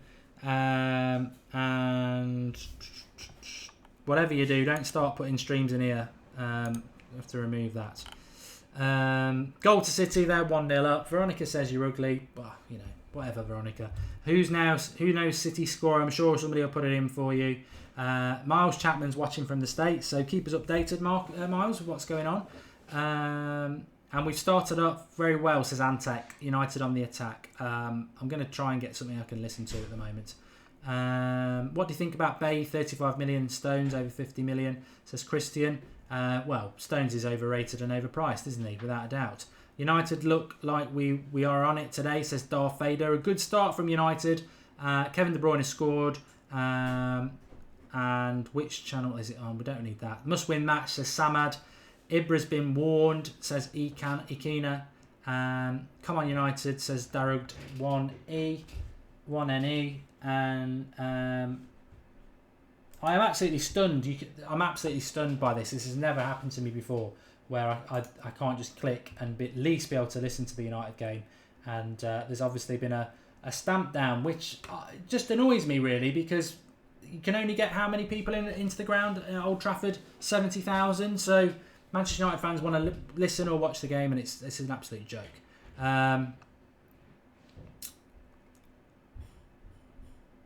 Veronica was only joking about me being ugly. Probably just wanted some attention. 2-0 to City, so we do need to win tonight. Obviously, 66,000 subscribers. Thanks to everyone who is subscribing. Please keep doing it. Keep helping the channel grow. It is your channel. The bigger we get, the bigger your voice gets. But City 2-0 up. Well, we can't have everything. We can't have everything, folks. You know, we've won the last couple of games, haven't we? So we can't have every. We haven't won the last couple of games. What am I on about? We had a fantastic night last night, so we can't have everything. Arsenal, City, Arsenal, Spurs, and Liverpool all dropping points, so we can't have everything. As soon as Mad Marcus comes on, we'll be able to get somebody who's watching the game to sort of give you some insights into it, which will free me up to then sort out some way I can get to watch it. But Indie Tagger, exactly. I'm thinking exactly the same as you. But I don't want to leave the live comments to go and sort that out, which is going to take me a few minutes to do. So I'll stay with you until Mad Marcus comes back, and then we can get on this properly. Hull should have scored, says AJ Nell.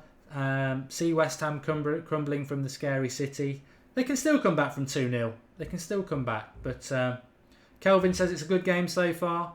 And Chicken Nuggets, Silver, scored. Any score predictions? I'm going 4-1. William O'Connor subscribed to the channel. Thank you, William. And so has CeeLo. Cash me outside. I'm watching it. Sign me up, says Big Z. Close for Hull, but offside. If Mad Marcus isn't here in a minute, I'll get one of you lot to come on and give us your thoughts on the game, because this is ridiculous. Not Marcus's fault. In fact, here he is. All right, pal. What's the matter? Are you watching the game? Yeah. Why? Good. Because I'm not. I've got a problem and I need to sort it out. So if you can see the game and what's going on, the floor is yours, and give us your thoughts on it. How are they doing at the moment? How have they started off? With 8 minutes into the game? Is that right? Yes. I'm on 7 minutes 10. Okay. Hull's just had a free kick, put it into the box, and I don't know who it was, but he's just headed wide of the left-hand post. De Gea just took the goal kick. Yeah, it's gone out for a throw for us. How have we started off? Are we doing well, or? Yeah, we've been doing quite well. We're getting to the ball nice and quick. Zlatan's been warned once. Pogba's just give away a free kick now. We're looking quite solid, quite organised. Yeah, pretty good so far for the first 8 minutes. But apart from that whole chance, mate, nothing major is happening. Well, it's definitely just about getting the 3 points tonight, isn't it? And however that happens, I'll be over the moon. Yeah, I don't think performance is vitally important tonight. It's more important to close the gap in it for a second. Yes, definitely. I think results going our way last night. We can't afford to throw it away again. It's like a second bite of the cherry. I agree, and I don't think we will. It's early into the game. I was saying before, I don't know how. Well, we will react because people always react, but I don't know how I'll react if we don't win tonight, because we've got to win. It is, isn't it? It's an uncomfortable situation. I mean, I can't see us not winning the game, but I also can't see us not losing it either, which could make him for a tricky confrontation. Oh, Zlatan! No, Zlatan was nearly in there. Goal kick coming out the hole. Yeah, it's just it's a tricky situation for them to be in, knowing that they have to win to close the gap. I mean, you never know, a mistake might creep in, and we know how many penalties United have had against them this season. Dodgy decisions and that as well. So you never know, but we're looking good. Just coming out to the right side here. That's cut out by Jones. Yeah, that's fine. Out for a throw-in. But yeah, I mean, what's the problem with you? What's happening your end? Oh, nothing. I can normally be in touch with the game, but unfortunately, it's just not working, and it's sort of caught me on the hop. So I just need a few minutes to sort it out, and obviously once that's sorted out, I'll be able to keep my eye on it. But Yeah. Moderator to the rescue, then, yeah. moderator to the rescue. So yeah, and obviously we've got a lot of people watching, so they need to know what's going on. We just hit the 10. Oh, I've just hit the 10-minute mark now. De Gea's just passed it out to Jones. He's going forward into Herrera. Gone back to Carrick. Pogba looks like he's playing out on the wide left. He's playing a bit deeper than usual. Oh, nice over. There we go. Is that it? Oh no, a bit too slow. I can hear you, Jim. I'll get it away. Hear me now? Ah, that was unlucky. But yeah, it's I'll tell you what, Hull, mate, they're not sitting back at all. They're putting 2-3 passes together and getting out of their area. Well, Hull aren't a bad side. Alex was on about this before, and they're not a bad side at all. They've done their manager, new manager. He's a decent manager, and I think he deserves a little bit of credit for what he's done. But there's always that new manager motivation, isn't there? For I'm going to say lesser sides than the big clubs, but they always just seem to do well. They always manage to find something, an extra 10%. But United are looking dangerous here. It's come out to Zlatan. Oh, he's lost it. Right. Hull on the counter attack. I don't know who that is. Right, Herrera's got back in, cut it out. Right, it's come out to the right for Valencia. He's looking. No one's making a move for him. Oh dear. Right, Pogba's waving his arms in the air, saying slow it down a bit. Don't see why. Here we go. Yeah, everything's doing well so far. what do you think of Ryan Mason's injury? Not relevant to the game at the moment. Zlatan rules, says Alexander. We might be. I might be in here. I'm sorting something out. Hopefully, yeah. There's a yellow card here for someone. Who's that for? Niassi? What was that for? I never saw that. Oh, but all right. Okay. yeah, nothing major. I'm sorted. Yeah, what? Yeah, you sorted. Yeah, Niassi's just got a yellow anyway. So I'm on 13 minutes 20 seconds. Right, I'm on 12:40, so you're in front of me. Well, you can stop on for as long as you like, but the King's here now. But Okay, all right. well done to the Prince. No, you can stay on. I don't mind, but I don't want to ruin it for you. No, it's fine. I'll let you have your moment. You know, No, I know you're more than welcome to stop on. You're more than welcome to stop on. I remember having Joey on before, and I was about 40 seconds ahead of him, and it started to get on his nerves. But it works quite well because by the time United have scored, then you get to see it and you can give your thoughts. But yeah. By all means, stop on because you've helped me out for the last few minutes there. Right, we're back up and working now, which is good. And United just had a decent shot there from Zlatan. It was only just wide.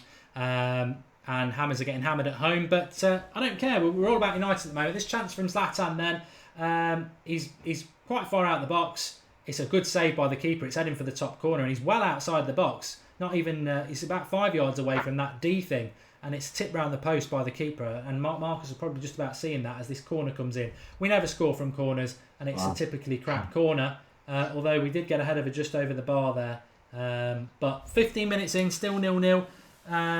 We've got to win this game, folks. I know it's a bit of a cliche and we've said it about a million times tonight, but I'm not going to start getting nervous. I wouldn't surprise me if it was 0-0 at half time, but what I want to say, Mad Marcus, is Mad Mark. Fellaini, you're a big fan of his.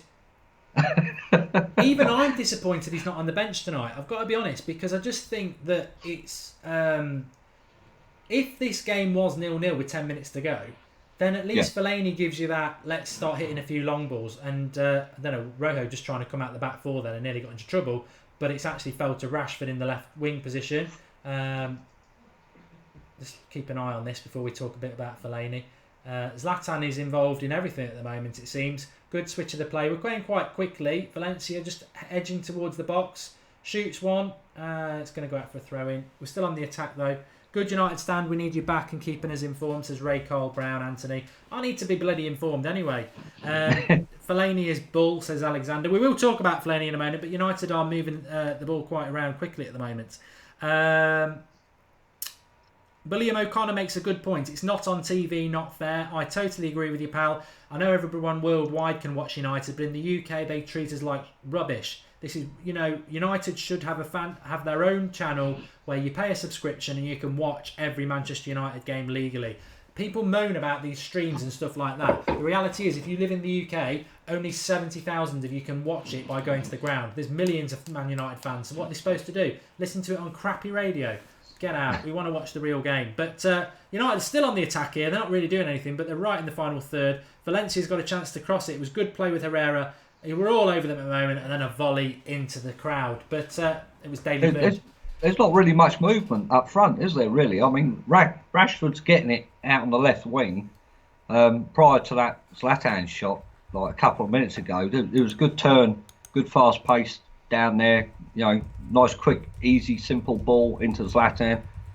I mean, they should be doing that more, but if they're just going to stand still, it's not going to work.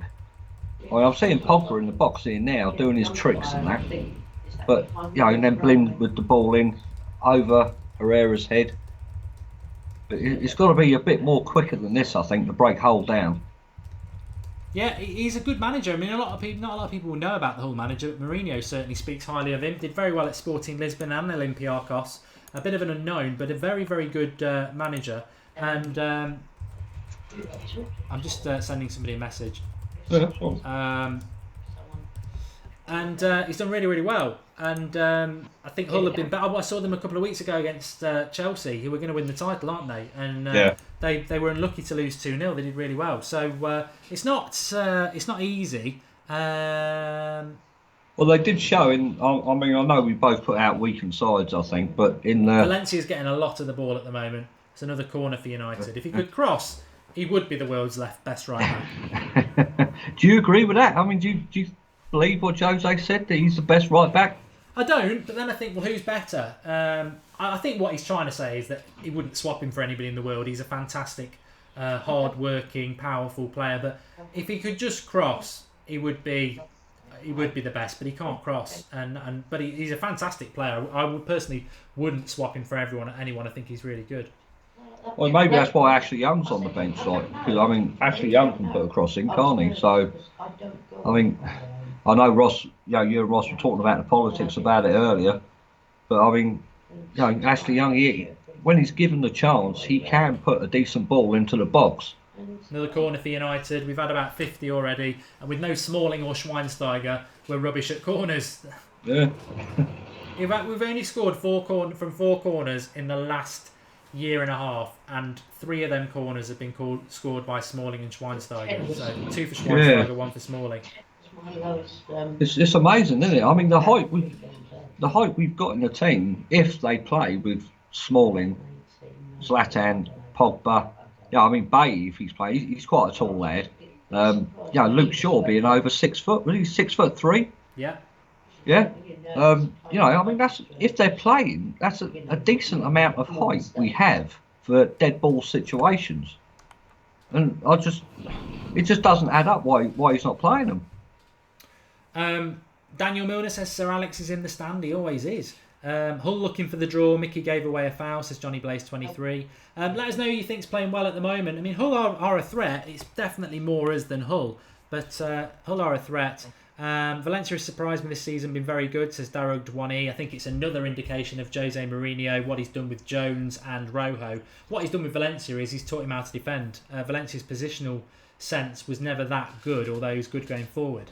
Smooth 2641 says Hull are on the rack. They're not at the moment, they're actually on the attack, and that rhymes. Mark, what are you watching on, says Daniel Sheehan. Rashford scored a corner, says Edvard. He didn't, it's still 0-0. And goddamn City ruining everything. Sigh, 6th regardless. I'm not worried about that, Geronimo 2705.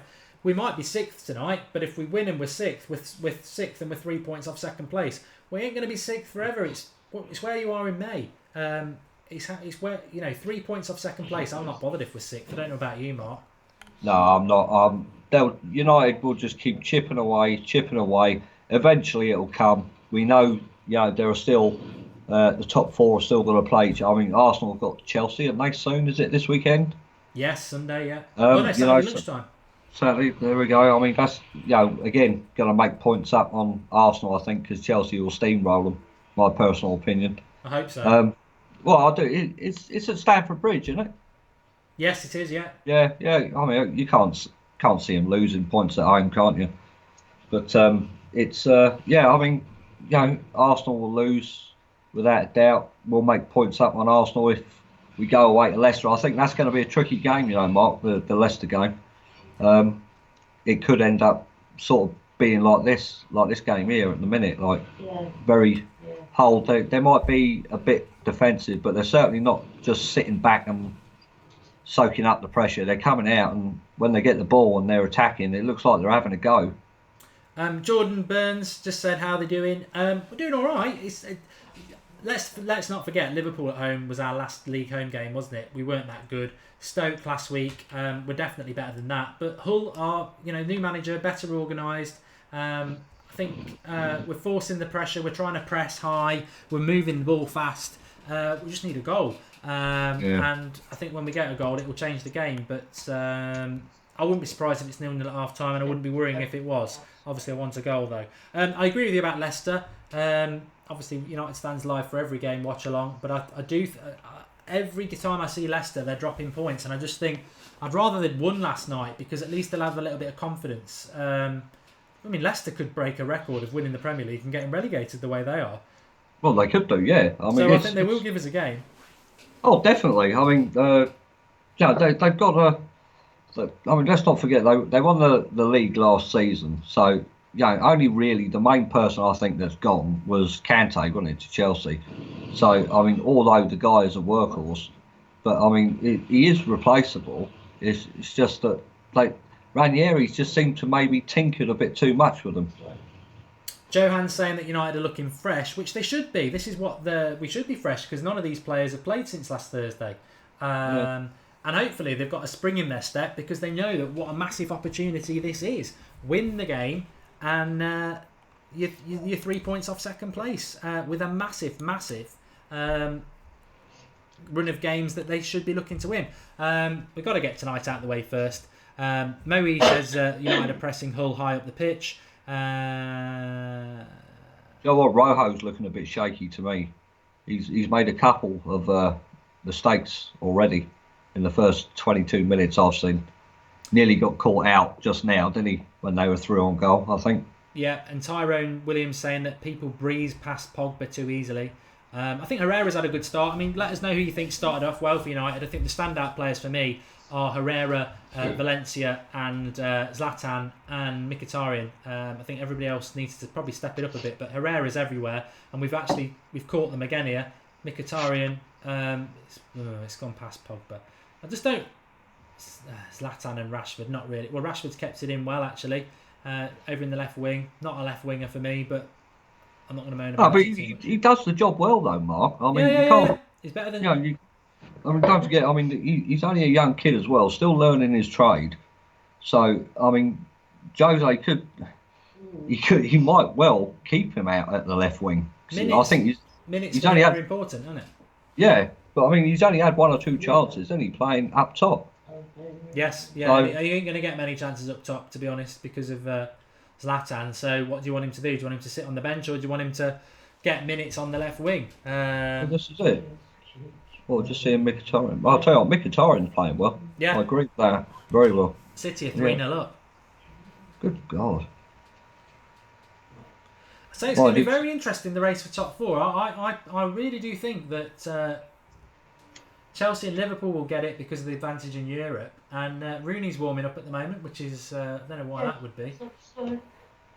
Well, someone must have a problem. I can't see anyone limping or moving awkwardly at all.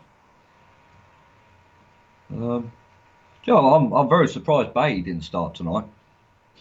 Yeah, not even on the bench. Yeah. I think that was pretty much made up though. When he, I mean, what was he doing playing for the reserves on Monday night? If he wanted to give him some game time, he should have just played him against Wigan. Yeah. Very weird. But I think the minute he started for the reserves 48 hours ago, he was never going to play against Hull. But you know, who are we to question Jose? But yeah. I mean, do you think maybe that foot injury is a bit more serious than they first thought? It's got to be, isn't it? Really? If I thought you'd have been a shoo-in to start tonight. United here. 25 minutes gone. Yeah, well, we've got a big squad. There's a lot of players not involved tonight who, you know, you could make a case for. Schweinsteiger, Shaw. As Ross said, even Darmian, you know, what's he, you know, I know a lot of people don't like him, but Mourinho has been using him, and in the last 2 games he hasn't. Fellaini, you know, he loves Fellaini, and he's not involved. So it's a squad game, isn't it? Fellaini does deserve a night off every now and then, you know. He can't do it all himself. Well, the way this game's going, we might need him. I can't believe, Stoke are beating Everton as well, but City are 3-0 up, absolutely smashing West Ham. That Gabriel Jesus could be a good signing for them, though. He's a decent player, and Spurs were lucky to get a point against City the last time I saw City play. So, you know, maybe City are going to start upping their game a little bit now, and suddenly the race for top 4 becomes very, very interesting. Carrick's down at the moment. I did see in the comments earlier that Guardiola's dropped Bravo. Wasn't sure if it was true. It's a nasty tackle on Carrick, that is. It should be a bloody red. Awful tackle. I don't even know if he's been booked. Let's have a look. I'm on 26-15 at the minute.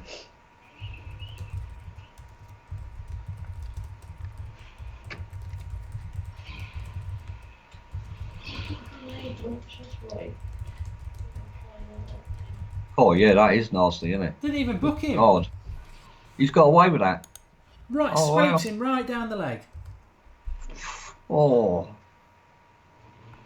Should have been a red, says Zoltan. Totally agree with him. Really bad tackle that. Right down from his knee. Scraping down it. Late. Stud showing. He's lunged in as well. Yeah, not even a yellow card. Another crap referee rolls into Old Trafford.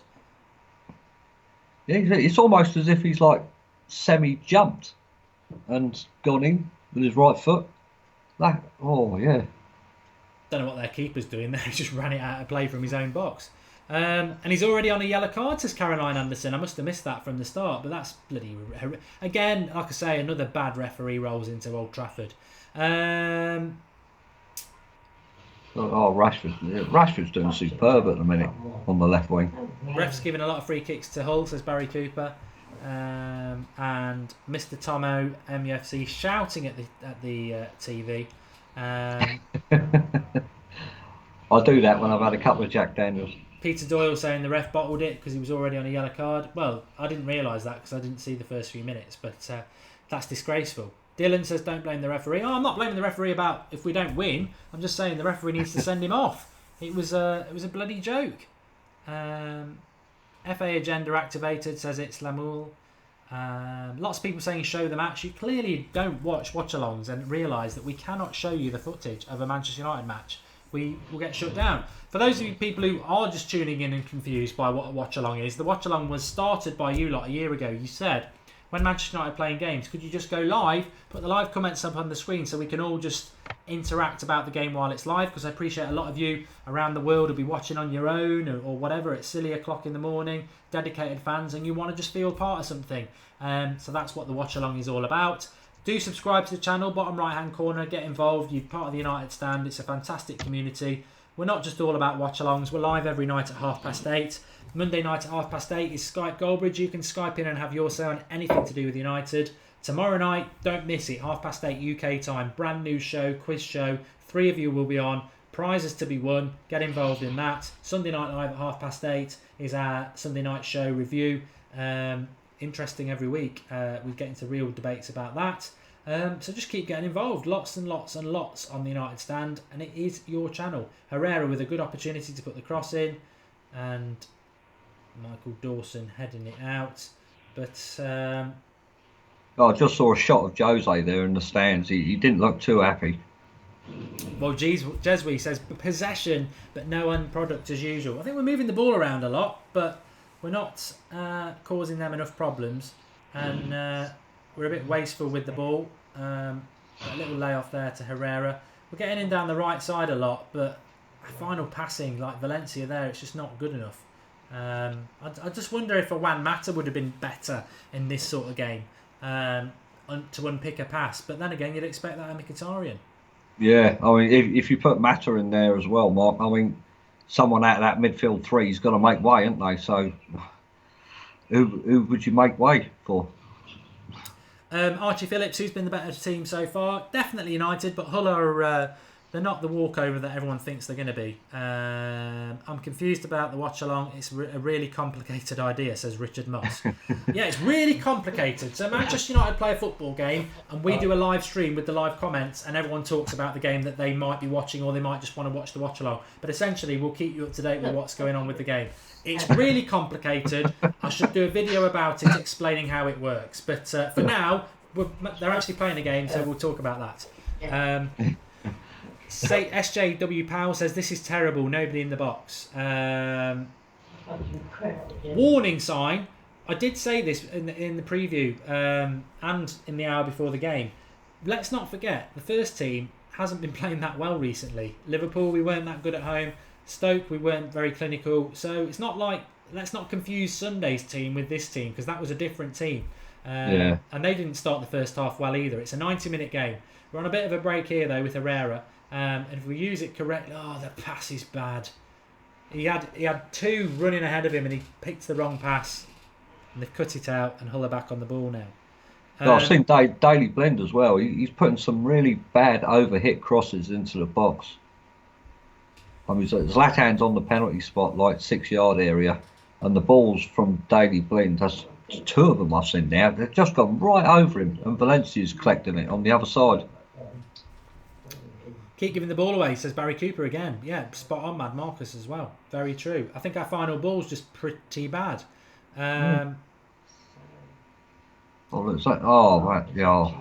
yeah. Darth Vader says another 0-0 first half, I bet. Let's not get too down if it is. Ross will be joining us at half time.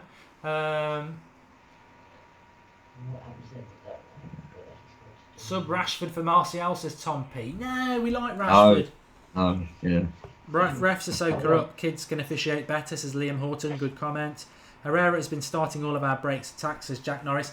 I agree, I like Herrera. He's one of our best players at the moment. I think this is where people get confused about stats and everything, because Herrera does make a lot of bad passes, but he also makes a lot of good passes, and at least he takes the risks to take them. You put Fellaini in there and it will just be a 5-yard sideways pass.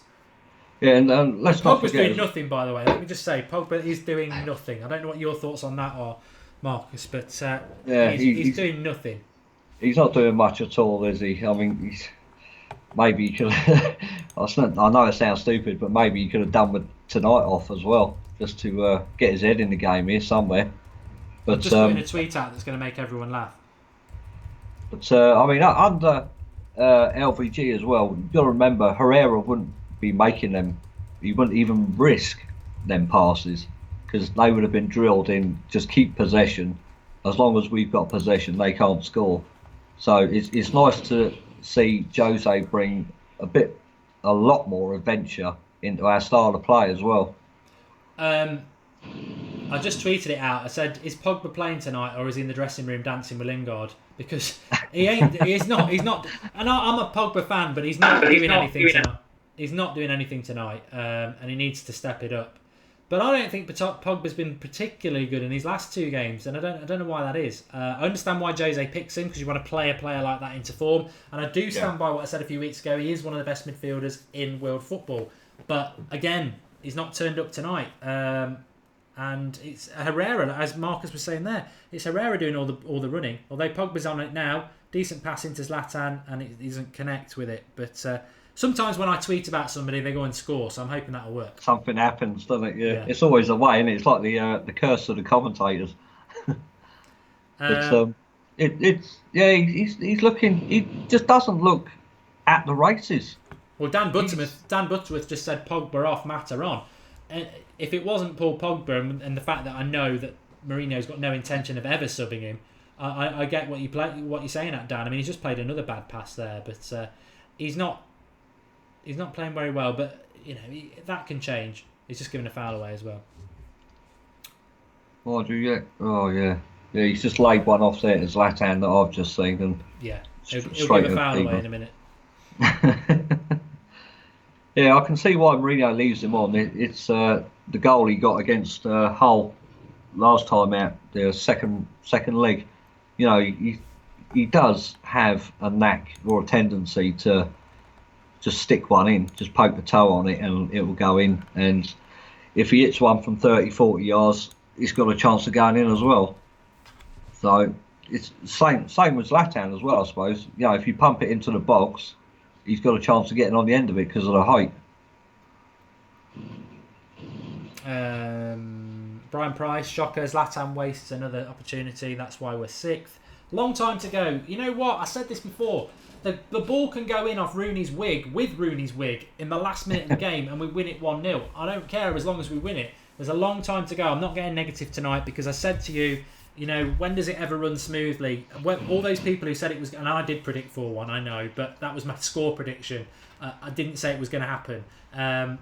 A lot of people will blitz Hull tonight because it's Hull at home. You've got to go and you've got to perform, and I will take 1-0. I'll take 1-0. I'll be happy with that. It's all about points on the board, and there we go. I'd take a 1-0 as well, but my prediction was a 2-0. A quite comfortable 2-0. I didn't see Hull scoring at all, just because we would have been prepared after the loss in the EFL Cup to them. He'll go for it second half anyway. There's no way we'll carry on like this. Which again goes back to, because you never got to finish about Fellaini really. It goes back to my point about Fellaini, is that if this was the score with 10 minutes to go, I wouldn't be opposed to chucking Fellaini on into that box, and that worries me. That why is he not gone with that tonight? Why has he not got that option on the bench? Because if we need to change it up, you look at the bench. He might put Smalling up front, I suppose, but in fact he might do that. But Smalling, Fellaini, I'm surprised. Maybe he's got a knock, but we might need to mix it up in this game. I honestly don't see a plan B. See, I'm the opposite. I think if we need a plan B, I think the obvious choice there is Martial. Yeah, I think we'll see Martial if it carries on. Yeah, I mean, but without Fellaini, it's almost as if he's gone with plan A, and hopefully plan A works. But like I say, apart from Martial, possibly Mata, but Mata's not very quick, so he won't put Mata on the wings, I wouldn't have thought. But yeah, I mean, Martial would be the first card I would play. But I mean, Martial again is a winger, so who would you take off, Rashford or Mickey?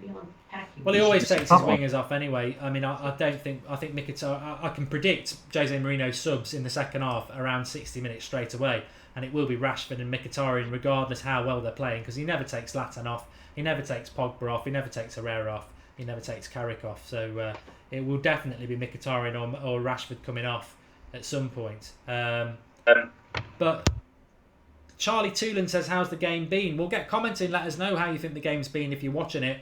For me, we just wasteful in the final third is how I would describe it. I think we've been at the races in relation to the way we've pressed, and we've been fast in the way we've moved the ball, which we weren't at home to Liverpool a couple of weeks ago. But just a little bit indecisive in the final third. I mean, I don't know what Pogba's doing there, trying to put some sort of wieldy cross in when actually there's nobody in the box, and he gets no height on it. It baffles me. Some of these decisions that these players make are really, really strange. I think Carrick's playing well in the way that Carrick plays well. He's not going to run past 5 players and put it in the top corner, but I think he's doing well so far.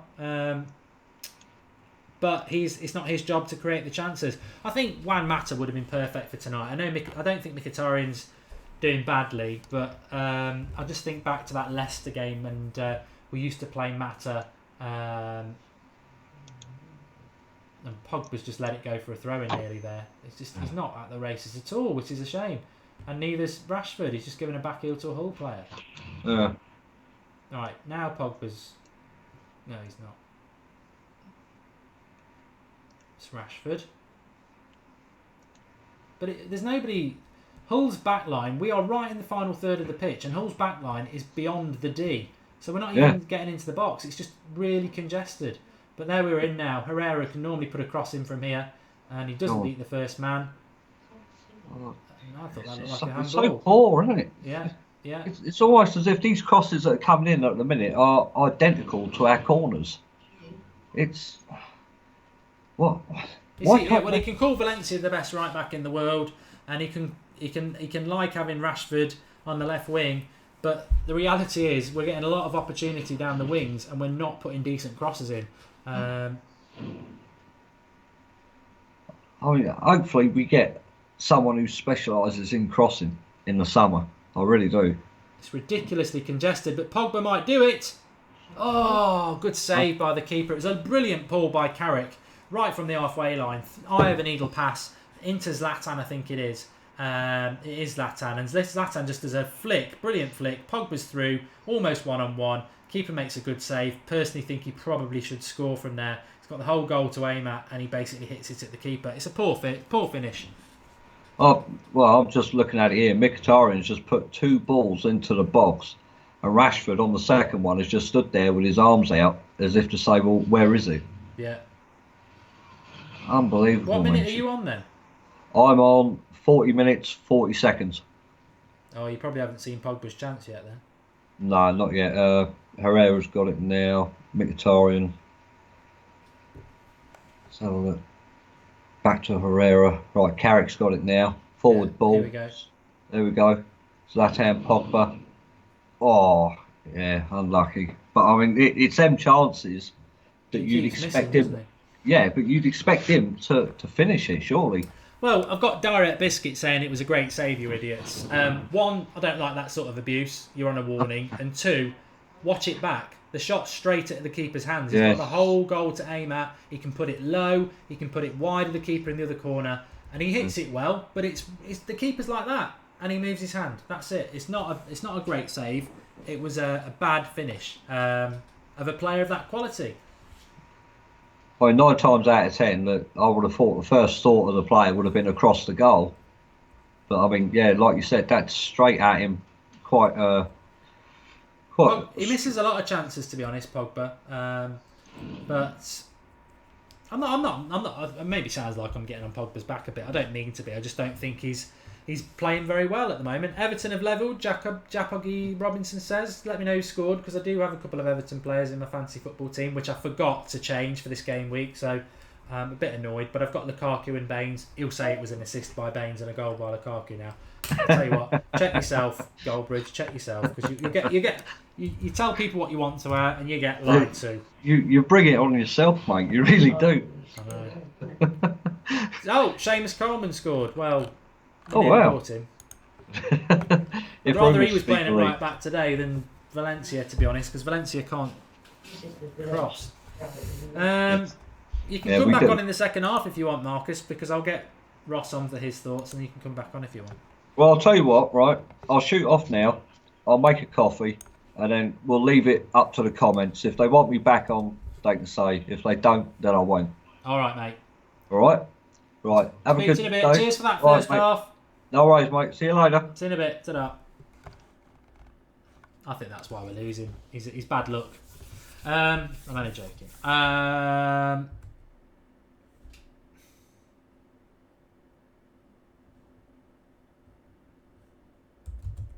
I think not clinical. And a bit lazy in the final third. But it's a 90-minute game, as I always say. And I'm sure... I mean, if I was Jose, I would be a little bit annoyed because it seems to me every half-time he's off down the tunnel, isn't he? Waiting to give them all a bollocking. It was the same at the weekend. It's happened a few times. Happened against Liverpool as well.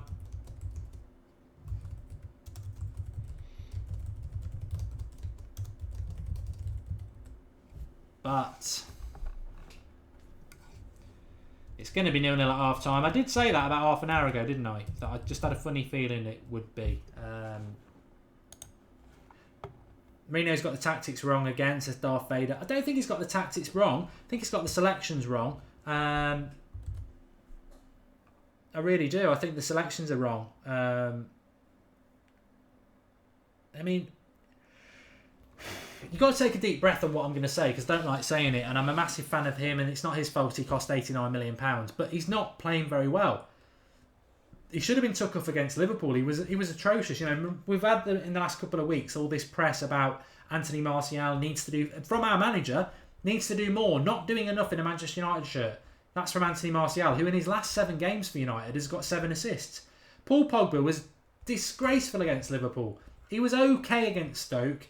He was poor against Hull, but he scored. And tonight, he's been poor again. So when are we going to get the public bashing from Mourinho about Pogba, saying he must do more? I mean, he's our star player.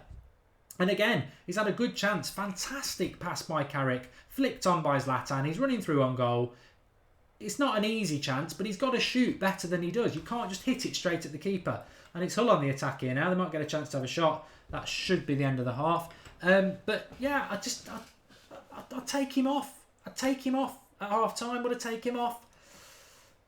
He's not doing enough, and the reason I'd be thinking in my mind of taking Pogba off, and he won't do it, but the reason I would think it is we're carrying him again. We carried him against Liverpool. We can't carry players. We are 3 points off second place if we win. If we don't win this game, we may as well pack up and go home. You won't get opportunities like this week in, week out. We've got to win this game. We've lost so many points at home this season. Stoke, Burnley, West Ham, Arsenal. Stoke away last week, Everton away. We've lost so many points at home through being complacent and carrying players and bad finishing. We cannot afford to do it tonight. There are players on that bench who will come on and do a job, whether it's Juan Mata, Martial. He's just tried another pass and it's read by Hull. Awful half by Pogba, and I would take him off.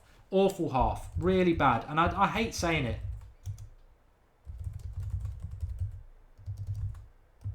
And all it does is fan the flames of what Rio Ferdinand said, that, you know, he's all doing his dancing with Lingard, but he's not performing on the pitch. And I don't care about the dancing. I haven't got a real major problem with it, but he could do a lot better.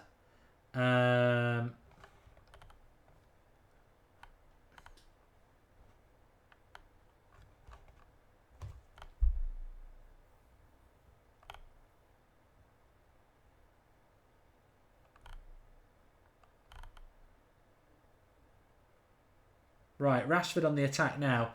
He's got too many players around him. He's gone all the way. He's gone into the box. It's a good run, but the ref's going to blow up, isn't he? He's going to give a foul. It's a good run by Rashford. A brave man has a go at Pogba, by the way. I've had all sorts of people saying, have you been watching the game? And I've had 50-50 people saying... otherwise, let's get Ross on. Hello, Ross. Can you hear me? How you doing, mate? Yeah, I'm good, thanks. What's your thoughts on that game so far? You know what? This is kind of what I expected, like I said, pre-match, but some very poor performances from United individuals out there. I mean, overall, it's not great, but I think there's some individuals that are seriously underperforming, and I think the names are quite surprising, to be honest, because you know, I wouldn't have thought that. Like Valencia, for one, I think Valencia has been extremely poor. I think he's had some really good sort of quality cross-field balls given to him, and he's one-on-one with their left back, who, you know, he's not the greatest left back at all. He should be beating him, but yeah, I can't remember a decent Valencia cross or even him beating a man. And you know, I'm not just singling him out because there is others, but overall very poor. I was giving a bit of stick to Pogba. Is that fair? The thing is, I like Pogba, and I think people think when you have a go at players that you know you're against them or you hate them or anything like that. I think he should have done far better. I think it was our highlight of the half was the superb pass by Carrick, the flick by Zlatan. He's running through. It's not one-on-one because he's got a bit of pressure from the defender, but he's got a good proportion of the goal to aim at. He hits it high, well within the keeper's hand span, and the keeper makes the save. I think he should have done better, but I don't think he's played very well tonight. I think Herrera's done better, but I don't think, for me, Pogba's done enough. And I know that's sacrilegious because people don't like it when people say that. I'm not saying he's a waste of money. I'm not saying he's not potentially one of the best midfielders in the world. But what I'm saying is, for the second game at home in a row, certainly, because he was bad against Liverpool, just not a very good half from him. And as we were saying before the game, I don't care if people think I'm being harsh. We've dropped too many points at home this season. I don't want to carry anybody else for another 45 minutes. We've got to win this game. We won't get any more opportunities to get into the top 4 than what we've got tonight. We've got to win this game.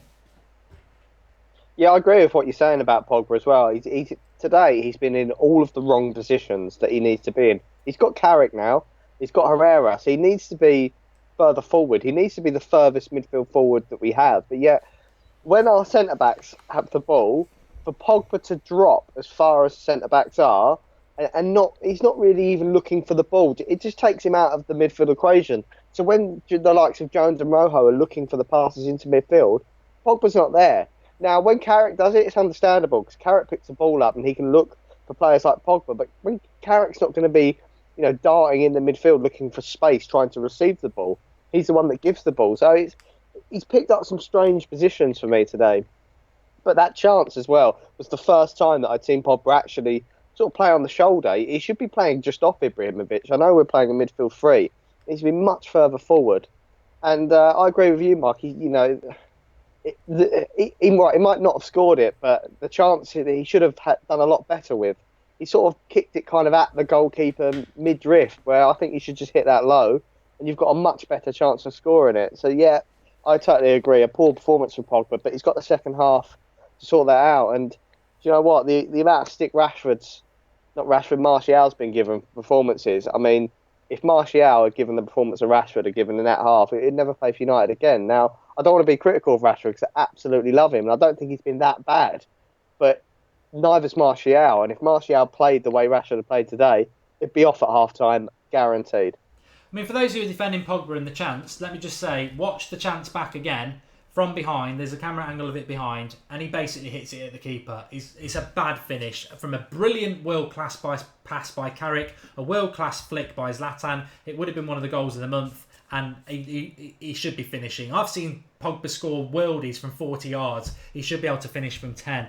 And I think I know a lot of people are joining us fresh for the half-time thing. Please remember to subscribe, bottom right-hand corner, subscribe button, and you can see the number going up in the top left. You're very welcome to the United Stand. You've found a great community of fans, and I want to read through some of your comments. Give us your thoughts on the half. Who's doing well? What's displeasing you? But I think Ross makes a very valid point, which I touched on a few minutes ago. Martial didn't play badly against Liverpool a couple of weeks ago. He had five men on him every time he had the ball. Pogba was awful. Pogba's been awful again. When is Mourinho going to come out and publicly have a go about Pogba, who's his star signing? When is he going to have a go about him? Because he's more than happy to do it about Mkhitaryan and Martial and tell us how they're not doing enough to get in the team. Well, we're not stupid. Pogba's not doing enough at the moment. I love Pogba. I think he will be one of the best midfielders in the world, and I think at times he has been. But something's not right with him at the moment. It's 2 home games in a row. I thought he was okay against Stoke, to be fair. But you could argue he wasn't great against Hull apart from the goal last week. But it's not enough. It's not enough. And I think Carrick and Herrera are playing well. Mkhitaryan's drifted in and out, as has Zlatan. But what I did notice, Ross, as well, is that we are getting a lot of the ball in the final third. But look at the Hull back line.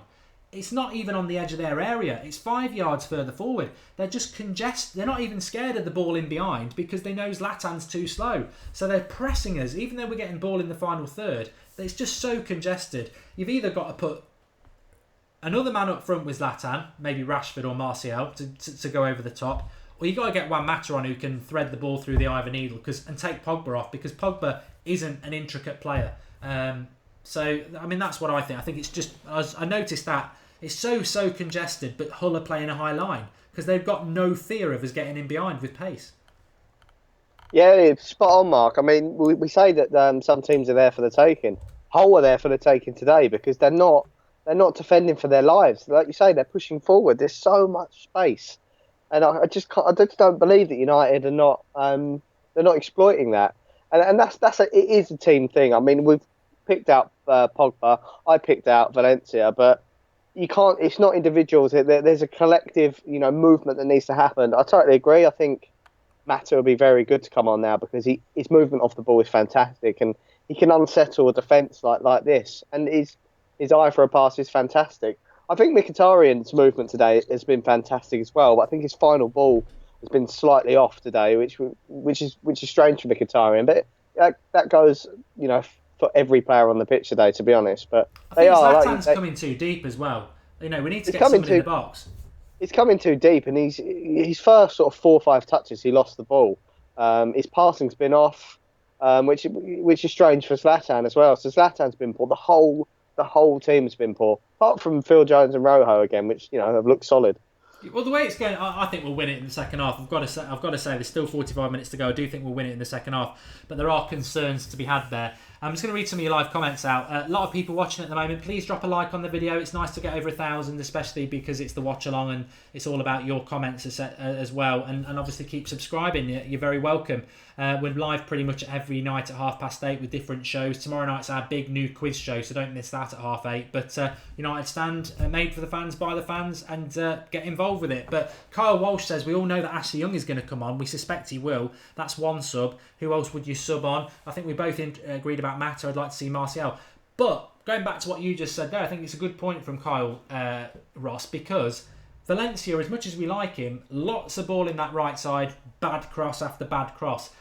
I'm not Ashley Young's fan, but he can put a cross in, and we're not putting the crosses in the box. The poor crossing again. Rashford can't cross from the left. Valencia can't cross from the right. We're not working Mkhitaryan in positions to put crosses in. Zlatan seems to be coming deep. I think that's a way. Hull very obviously don't care if we go down the wide. They're not worried about it. Yeah, I agree. Look, I know I'm a bit of a Rooney fan, but I would sort of maybe look to put Wayne Rooney on as well. Not because I think he'll perform well, because I don't think he will.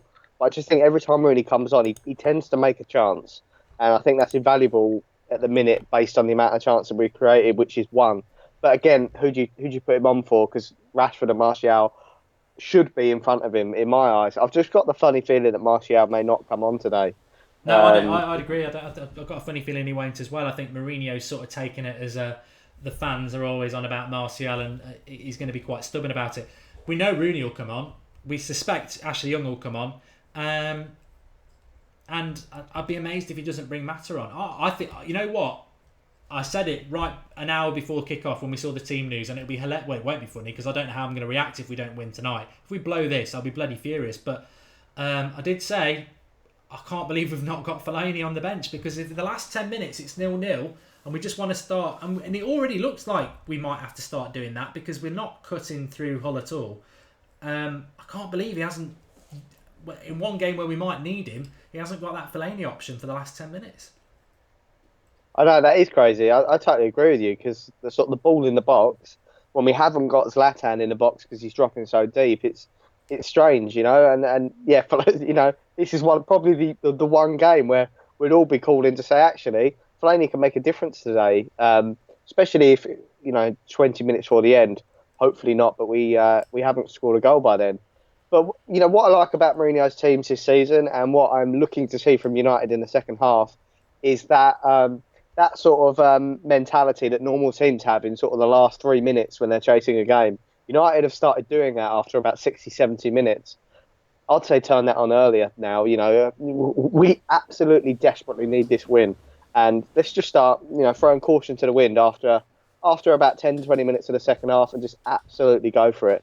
I did say that to Mark in the first half, actually. I said, as bad as it's been in the first half, Mourinho's not stupid. He's exactly like us as fans. We know this is a massive opportunity. He knows we will not do what Van Gaal did and try and just see what happens. He will go for it in the last 10 minutes. He will just chuck everything at it. And I did say before, if we get it with a late goal, I don't care. It's all about 3 points. But we're not playing well at the moment. And we talked about that as well. I know we're getting giddy because of other people's results, but we actually aren't playing that well at the moment. And the team that played well in the second half on Sunday was our reserves. It's not our first team. The first team hasn't actually played well in a number of weeks. For some reason, it escapes me what our result was before the Liverpool game. But we're not playing well at the moment. No, we're not. We're our second team's playing better than our first team at the minute. What that's down to, I don't know. But Mourinho needs to find it out very quickly. But yeah, I don't know if it's a balance issue, if it's a confidence issue, but they're not working well together. The passes are not flowing. And to me, it just seems like players like Mkhitaryan are our only creative outlet in the minute. 'Cause we're not getting it from the likes of Pogba, Herrera. Well, Herrera and Carrick agree, but it's mainly Mkhitaryan as opposed to, Zlatan and Rashford, and and we need more. I think our results probably, it's quite worrying when you look at it. Our results and our unbeaten run sort of masks what has not been a good performance in a long time. I think West Brom on the 17th of December away, we played really well. Sunderland at home, we were poor in the first half. We won that 3-1. Borough at home, we were 1-0 down till 10 minutes to go and we won it 2-1. West Ham away, we were playing 10 men and we laboured to a result. Reading at home was our reserves. We won that 4-0. Hull in the League Cup, 2-0, late goals again. And then Liverpool 1-1, Stoke 1-1, lost last week, beat Wigan with the reserves. So the first team probably hasn't played that well since West Brom away in the middle of December, but we have been grinding out results, which I'm all for, but it's probably not a surprise that we're struggling. And somebody said in the live comments, and I forget the name and I apologise, they said, I'm fed up of seeing Mourinho going down the tunnel early. But it is becoming a running theme. We were like it under Van Gaal. We had a record for 0-0s at Old Trafford, but we just struggle with first half football, don't we? We really seem to struggle. We haven't gone back to that. So that's the last sort of 3 Premier League games where we haven't scored in the first half. And let's not forget Stoke and Liverpool. It was both, last minute saviours, to be honest. Apart from that, we were looking to lose them games and could have quite easily lost both of them. I know that would have only been 2 points drop, but in the grand scheme of things, that would have been absolutely horrendous. So, like I say, Mourinho's got to absolutely go for it this half, and I think he will. But it's going to be interesting to see who he takes off. I don't think he'll make a half-time substitution, but he will use all 3 today, I believe. And I'm not quite sure what to do with it. I think Mata. I don't really know who to take off, to be honest. You're looking at the worst performance, you'd say Pogba, but you just feel that you've got to keep Pogba on the pitch. What we need to be careful of, thinking about that Borough game around Christmas time, similar sort of thing. Borough got a goal and then we were waiting in the last 10 minutes and we got 2 late goals. Hull are not bad. Ross said it quite rightly in the hour before the game. They're not a bad side, and if you give them a chance, they might score. What I would say is Pogba should have scored his chance. I'm sure we'll get another chance. We've got to put it away. But thanks for joining us again, Ross. @Hazza90 on Twitter, and hopefully we will get something. Rooney's on. Oh, God. Do you know who for? Well, Rashford came out, so if it's for Mkhitaryan, I just think that's disgraceful. Massively. It has to be Mkhitaryan. Because he's not going to take Herrera off. He's not going to take Pogba off. Dreadful. Absolutely dreadful. No, that's the wrong call. But, I'm sitting here saying that, Rooney could come on and do something. So, fingers crossed. Yeah, let's hope so, but I don't agree with that. But I'll speak to you soon, pal. Cheers, Mark. Thanks. Oh dear, that is crazy. Absolutely crazy. Unless there's an injury, does anyone know anything about it? Let us know. It's just madness. Or is it Carrick? It's Carrick. I think Carrick might have an injury. I'm not going to say too much. I think Carrick might have an injury. Or is it for me? It's for Carrick. Fire Squad World is saying, why talking so much rubbish? We were actually looking at the players coming out on the pitch and couldn't see Mkhitaryan. So, it's live TV, pal. Well done if you've got a degree in predicting the future. We'll all bow down to you. But I thought it was for Mkhitaryan. I'm very glad it's not. And I suspect it might be because Carrick is injured, because he did take a knock. But we always knew that Rooney would come on at some point. It can only be because Carrick's injured.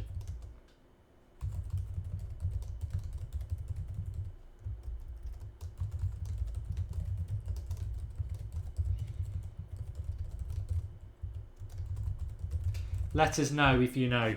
Let us know if you find out, because I'm trying to find out myself for you now as he taps away. Carrick fan won't be happy.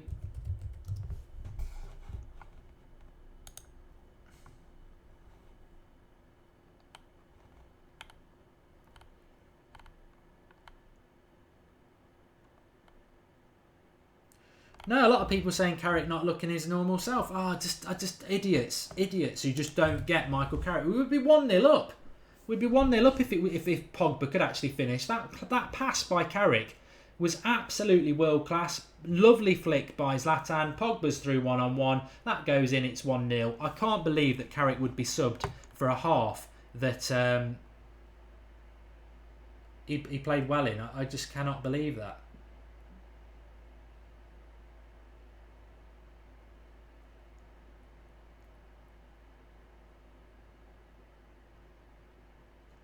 Could be tactical. I think Carrick might have gotten injured. Christopher Quinlivan, your messages are working, pal. Carrick had a good half, says Ty Sean, which I agree with.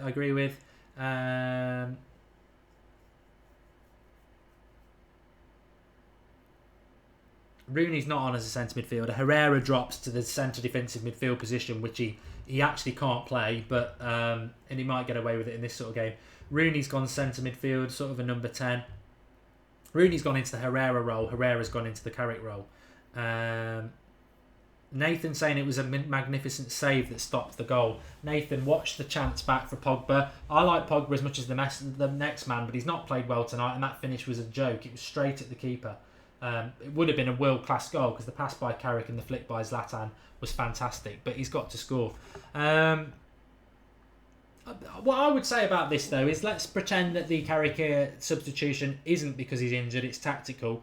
Carrick, one of our best players in the first half, taken off again at half-time, just like he was against Liverpool. By far not our worst performer, taken off. I did say to you, though, I just suspect that Mourinho doesn't like Carrick. He's not giving him a new contract. He can go in the summer. And I keep saying it, he didn't start playing Michael Carrick in the Premier League first team until November. He started the season with his centre midfield as Rooney and Fellaini. He ignored Carrick for nearly 3 months. And then we went on a really good run when Carrick came in it. So I don't think I'm not convinced he even likes Carrick.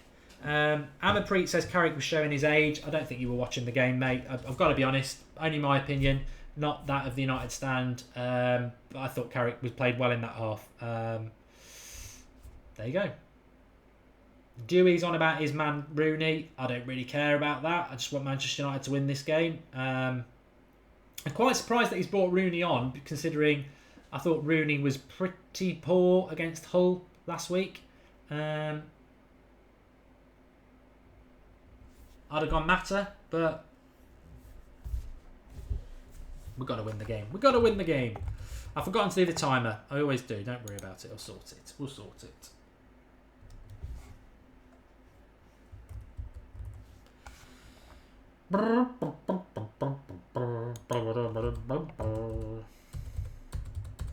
Right, timer's up and running. Hull are on the attack at the moment.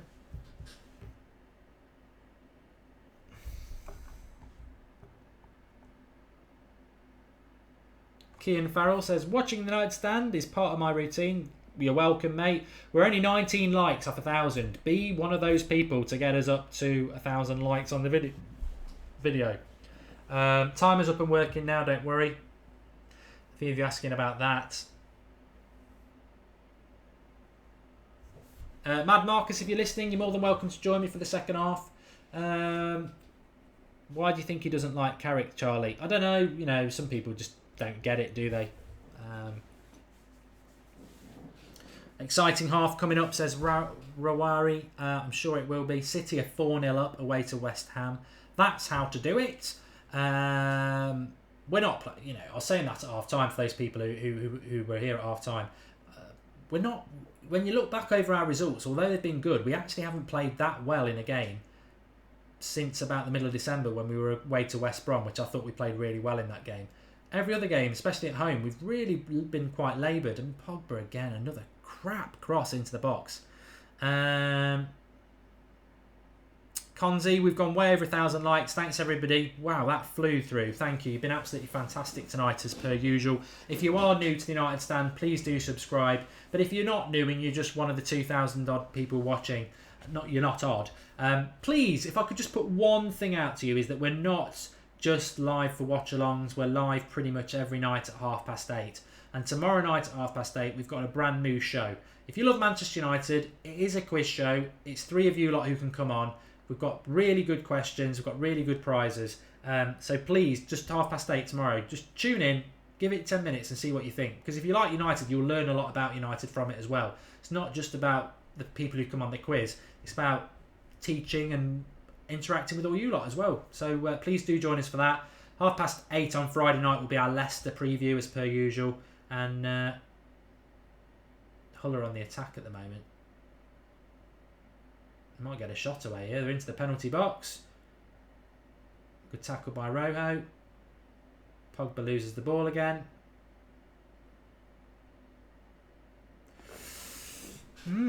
Interesting. The City game could end as a cricket score at this rate, says H. Sinclair. Well, you know, people talk about goal difference, don't they? I don't think about the goal difference, really. Sorry, Marcus, I was chatting away and I couldn't see you were calling. That's all right.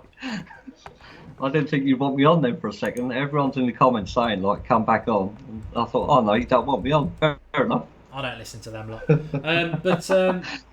Interesting. I'm just trying to just give us your thoughts on what you'd like to see happening in the second half. And, you know, obviously the Carrick and Rooney substitution. Well, hopefully Rooney's going to have a good impact. Now the goal scoring record's gone. It's not hanging over his head now. He can just concentrate on his game and get back to playing hopefully how he used to play. But I think Michael Carrick, judging by that tackle in the first half, I think that's an injury. He's got off precaution. Yeah, I think that as well. Yeah, that was a hell of a nasty tackle. So it wouldn't surprise me if it is just precaution. But hopefully Pogba's going to... I'll take it Herrera's going to anchor the midfield now with where Carrick was, and Pogba will go where Herrera was, and Rooney is the number 10. That's what it's looking like. Zlatan's in here, and poor finish. You know, we talked about these chances that people might get one-on-one, and he was put through there one-on-one. It's coming over his shoulder. He needs to control it a little bit better. It's I think it's actually Pogba who plays the ball, to be fair, and it's a lovely ball by Pogba. Just picking up on some of the points on Twitter. At Man Like Carrick says Carrick gets taken off after having a great half, but Pogba is still on the field? Question mark. Not question mark to me, he's put a question mark on it. And at Man United _HQ, Carrick must be injured. I can't think of any reason why he would be subbed off. Everybody else from that half was poor apart from him. But we're starting to step it up a little bit. You've just got to feel that the chances will come on. The Big Oz says Rooney on for Carrick? Question mark. But Carrick wasn't the problem. Pogba, on the other hand, come on United. I'm just trying to see if there is anything about his injury, but we just got to be a little bit careful about Hull. That's my worry.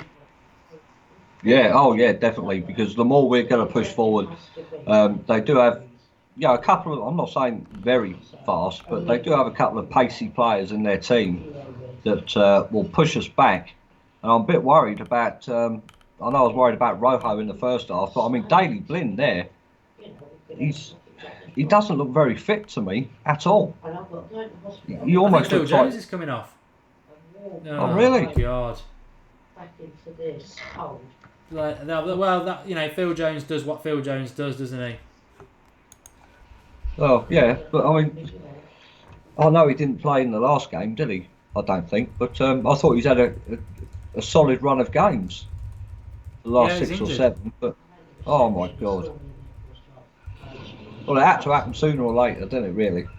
That don't make you warm. Who's that? I'll take it Smalling's coming on, yeah? Oh, yeah. So that's 2 subs wasted now. We've got 1 sub left now because we've had to put Smalling on. Bloody ridiculous. It just goes from bad to worse. Well, that to me looks like a hamstring injury, mate. Yeah, he slowed up quite quickly. You can't build a quickly, defence. Not necessarily his fault, but we were saying this a couple of weeks ago. When he played 6 games in a row for United about a month ago, that was his record in a Manchester United shirt. Rashford's in, makes an absolute howler of it, and it's wide. One-on-one again. Another great ball by Pogba over the top. We're getting in behind him a little bit more now. Is it Pogba who's hitting these balls? Yes, it is.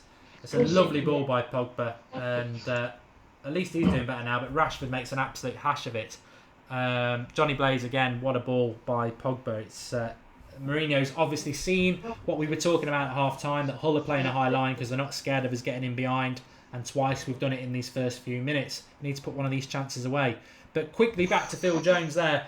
6 games in a row, 4 years into his United career, is poor. It's his best run of games ever, but he's injury prone. We said it in the summer. He's injury prone, and at some point, he was always going to get injured. Jose can do whatever he likes, but Jones will get injured at some point. So that's him out now, and you start to think, should we have signed a centre back? Well, this is it, isn't it? I mean, now it just looks like we've, well, not wasted the window because we've got rid of 2 players, but it could come back to haunt us now that maybe we should have signed a centre back, possibly. I know chuck the money at Manolas. I know there was rumours about him agreeing to go to Arsenal in the summer, but like you said, I can't see Roma turning down 45, 50 million for him. Lindelof, should we have actually gone for him if everything was to be believed? But this Dorothy is Devil's in the house. I've just seen him on the live comments there. Yeah, welcome to him. Complaints, Dorothy, about you not providing the overlay for us to use the new studio. I said personally I don't mind. They're all fantastic. I bet you Smalling will give away a penalty in the last minute. I mean, the one positive about Smalling is I'm a Smalling fan. I know a lot of people will be moaning. I'm going to have a look on Twitter in a minute. I'll update you. But Pogba's sort of gone into the Carrick role, which is quite interesting because he can hit the longer ball. Yeah. And I thought it was the other way around, Mark. I thought Herrera's got in there. I thought he had, but he's been hitting these like quarterback passes, and it's working quite well at the moment. So I mean, he's not doing anything for further. We said it in the first half. He will not take Pogba off. So it's all right. People saying, and I've said it as well.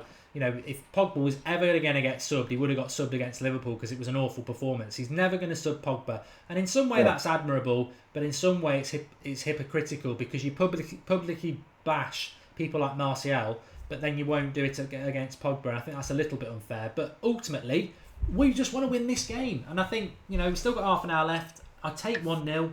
I'll take any old goal. I did say in the first half as well, Marcus, I'll take a last-minute winner off Rooney's wig, and the wig can go in the net as well. So my prediction might be working there, but Herrera's doing well. I think he's played well today, and I don't know what he's doing there though, passing it back to their keeper.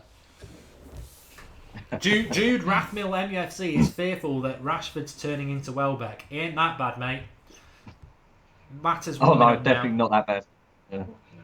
Definitely not that bad. But Ross predicted that we wouldn't see Martial. Matters coming on. So it's going to be for Mkhitaryan. It'll be for Mkhitaryan, 100%. Yeah. I would have gone for Martial personally, just because of the pace.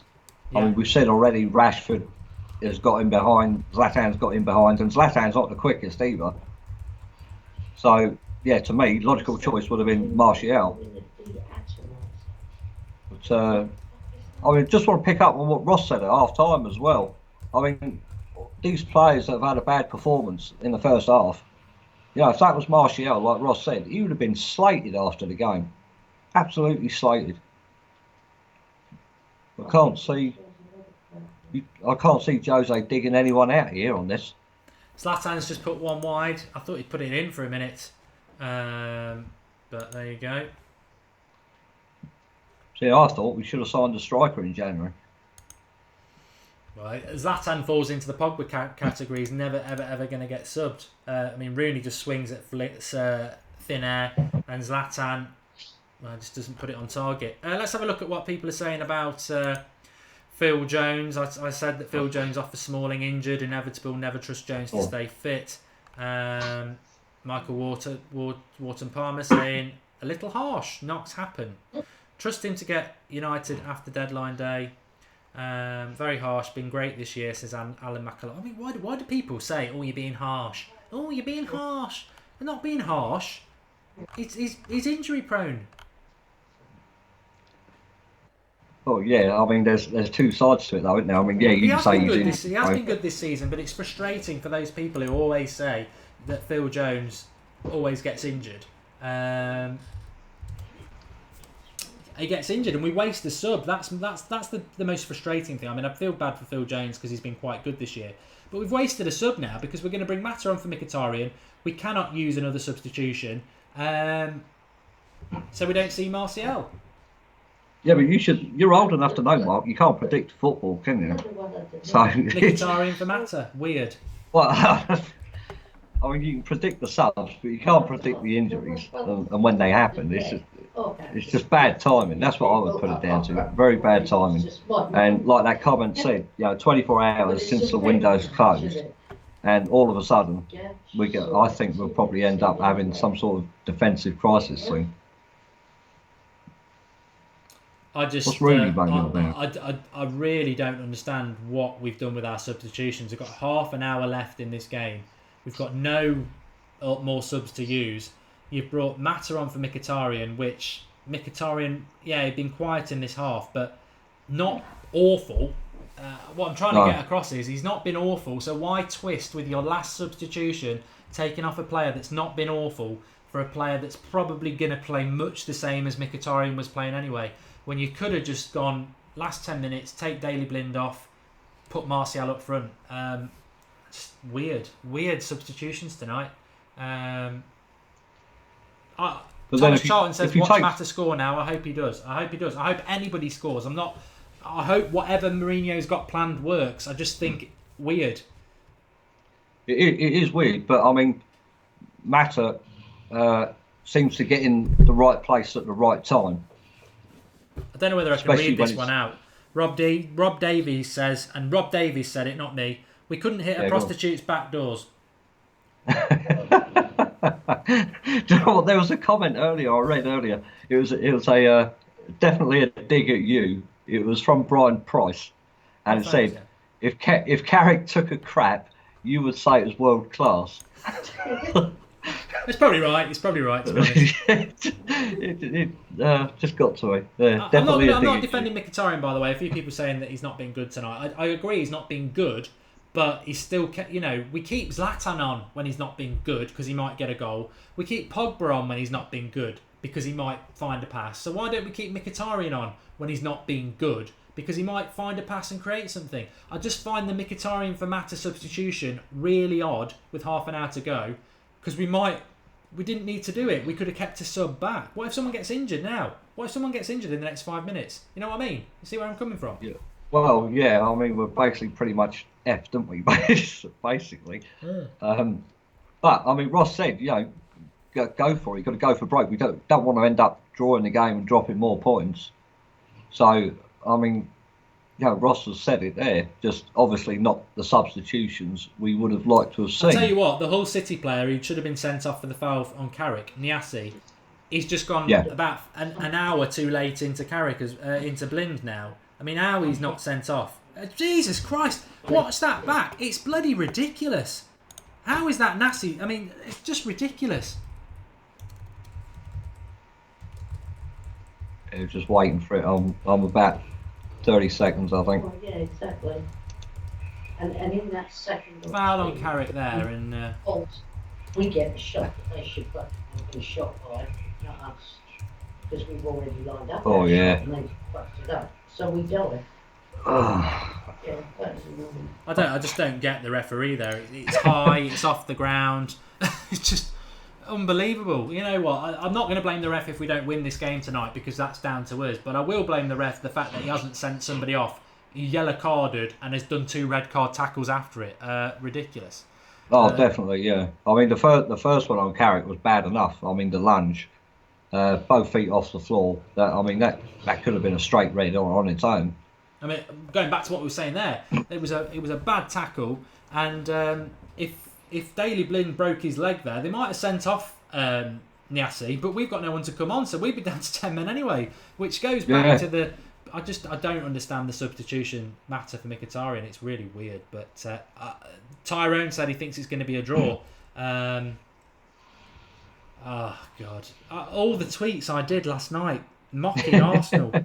I'm gonna get buried. It's not my fault. I've got faith in Manchester United to beat Hull City at home. Look at the players we've got. I'm not. If I get ribbed by other fans, I'm not having it. It's not my fault. I'm going mad on my match reaction because this is, 89 million for Pogba, 30 million for Mkhitaryan, Zlatan, Rooney, Mata, Rashford. If we don't win this game, it's nothing to do with my bad banter last night. It's to do with this lot. No, but you can guarantee as well. I mean, if we don't win the game, the Jose out thing will start again, and it's nothing to do with him. It's just we just can't finish our chances. I know, it's ridiculous. I mean, yeah, all right, he picks the team and put them out there, but it's not as if he's playing the game himself. You'd expect these players, with the quality that they've got, to put the ball in the net.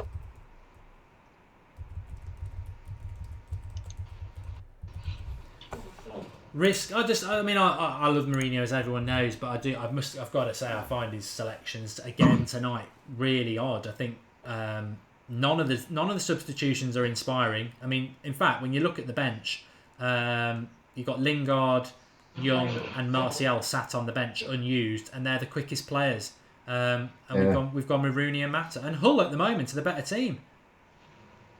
I know this is probably a strange scenario, but I mean, do you think if Fellaini was on the bench, he would have chucked him on? No, I don't think. I think Fellaini would have been useful for the last 10 to 15 minutes if we were going to hit the ball long. But another corner here. Now, the only good thing is it's a corner, and we've got one player who's actually scored a corner in the last year and a half in Smalling. Yeah. So. Mike might redeem himself. I'm a big fan of Chris Smalling. I know he's not been great this year, but I've always liked Smalling, and I'd love it for him to do well. But I can't. I'm very concerned, folks. I'm really concerned. I just hope that we get a chance like Pogba's in the first half, and whoever it falls to puts it away. You've got to believe that United will get a chance, and I'll take 1-0. You know what? Match reaction. I'll end this stream at full time. And I'll do a match reaction stream straight after. And if we win this game, you'll get nothing but positivity from me.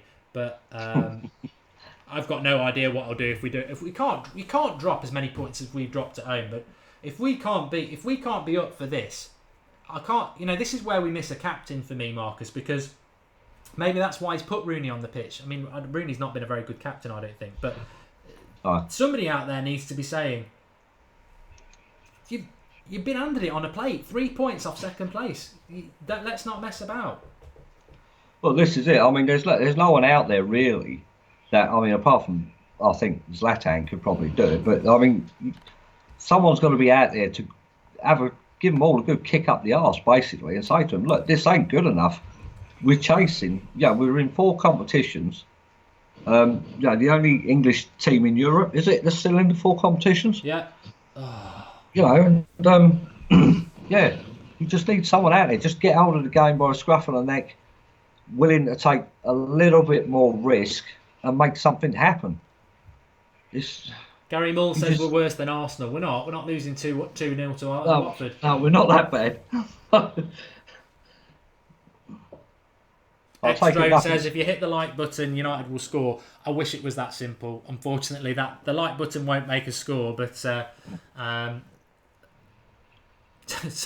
there's 3 people just tweeting. There's 4. There's a lot of people tweeting Jose out. I'm not for that already. No. I'm not for that. But he has made some odd selections tonight. He's left himself with nowhere to go. There's still 10 minutes ago, folks, if people haven't realised, 10 minutes ago he used his 3rd substitution, taking off Mkhitaryan for Mata. Mkhitaryan wasn't great tonight, but I just don't see that substitution as being that big a difference, taking Mkhitaryan off for Mata. It's not a game changer for me. I mean, Mata hopefully will make something happen, but it's not a game-changing substitution. It's not like chucking another forward on and taking a fullback off that you might want to do with 10 minutes to go. We can't do that now. Yeah, see, that's what I would have done. I would have actually took Blind off as the third sub. Yeah. Whether it was Mata or Young or Martial, I would have definitely took Blind off. He's not had many games, and if he can say about Schweinsteiger, he looked tired after 65, 70 minutes. I mean, you could say that about Blind as well, because he's not had much football either.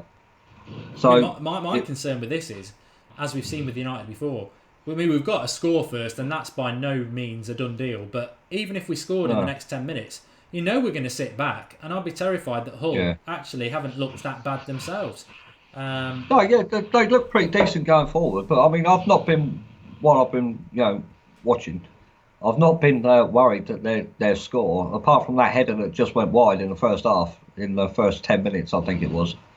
They've not really had anything major. De Gea's not been troubled at all, I don't think. No, they haven't. But a team normally does get an opportunity, doesn't it? But maybe they've had it. Things change. It is Mad Marg as the moderator on the live show, for those who are asking. Hopefully he's not going to be a bad omen. I shouldn't be. I spout Fellaini's name enough in the comments, and he's come up trumps the last couple of games, so...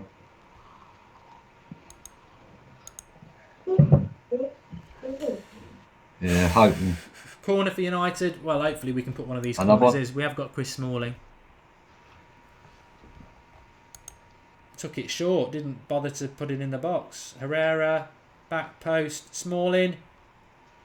Mata's missed it from a yard out. Oh, for God's sake. That's what you get for bringing Mata on for Mkhitaryan. Just brilliant. Absolutely brilliant. Bloody hell. What a miss, Mata. Misses from a yard out.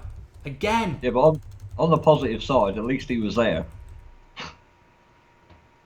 I mean, try and put a positive spin on it. At least he had the chance and he was there for it. Oh, God. I mean, we're going to see this back, hopefully. He's probably offside anyway, but he wasn't offside for the goal. Oh, God. I mean, it's a fantastic save as well, but it comes down as a bad miss from that far out. Oh, God. So, yeah. Dear, oh dear. But if they keep on pressurising them like this, they should get a goal. I can see Hull, getting tired, getting worn out. Mistakes will creep in. As long as United keep this sort of pressure up. But we've been here before. It's like Groundhog Day. At home, creating chances and not clinical enough. I mean, it gets to a point where it's not about... I stopped saying it was bad luck in November. It's not bad luck. It's just players not able to put the ball in the back of the net. Well, yeah, the game is stretching, though. This game is stretching. But if we get... I hate this. I really bloody hate it. It's just... Our luck's got to change sometime, Mark. I know. I hope it's going to change. It's good. Well, yeah, hopefully this could be it. They get scrappy. We've been seeing it as well for the last couple of games, reminiscent of the Fergie days, not giving up, going to the final whistle. I think this ref's been awful as well. I mean, Rashford again, body checked, play on. Yeah. I tell you what, though, Hull could get a goal on the counter-attack, and if they did, I don't think we're going to get two like we did against Borough. It just doesn't strike me as that sort of a team. But I might be wrong. Yeah, you got to keep the faith.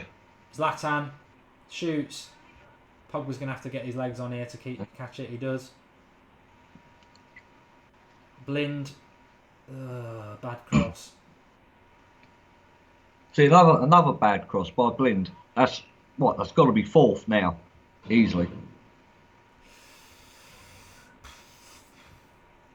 I think Carmichael's right. We needed Martial in this game. But there's still, we can talk about that at the end. I'm loath to start saying what we should have done and what we could have done with 15 minutes plus stoppage time to go.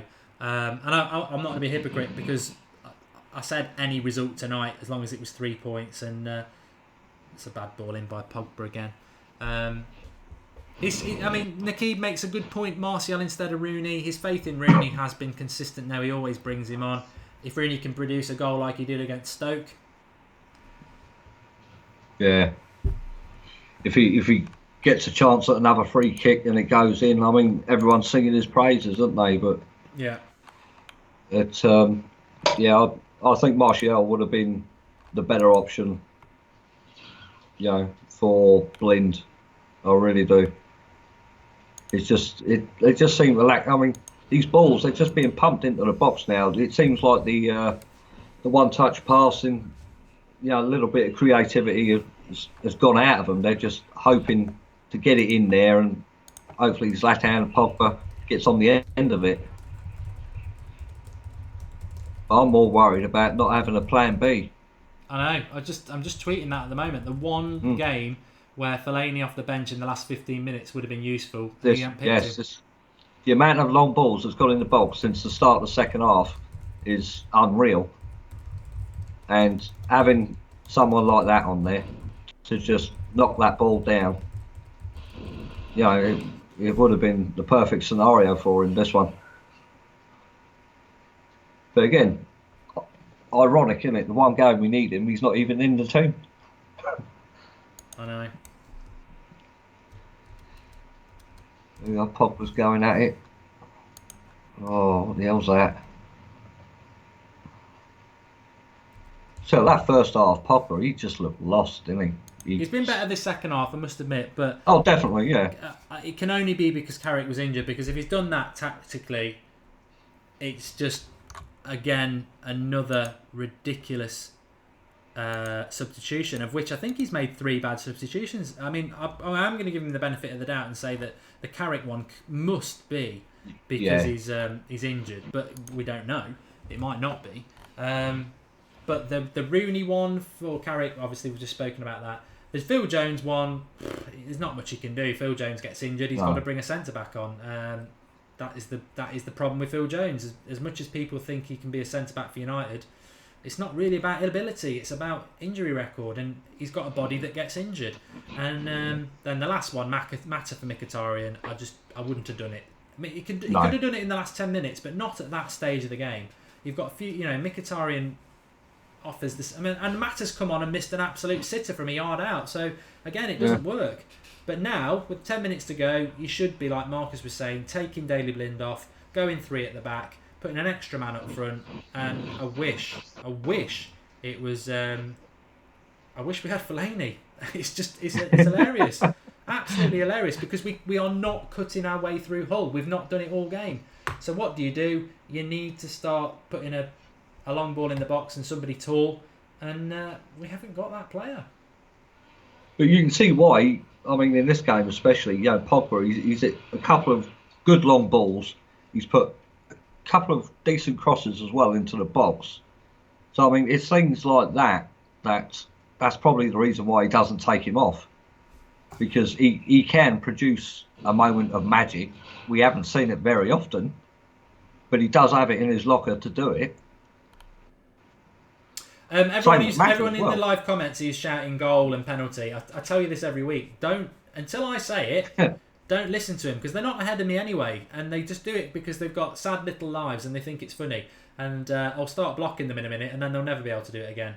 Oh, Blind, another bad cross. The time is running out, folks. The time is running out. It's ticking away, but it's not over until the fat lady sings, right? There's still, a good 10 minutes left yet. Yeah. So, I've said it time and time again. Always believe. Go to the final whistle.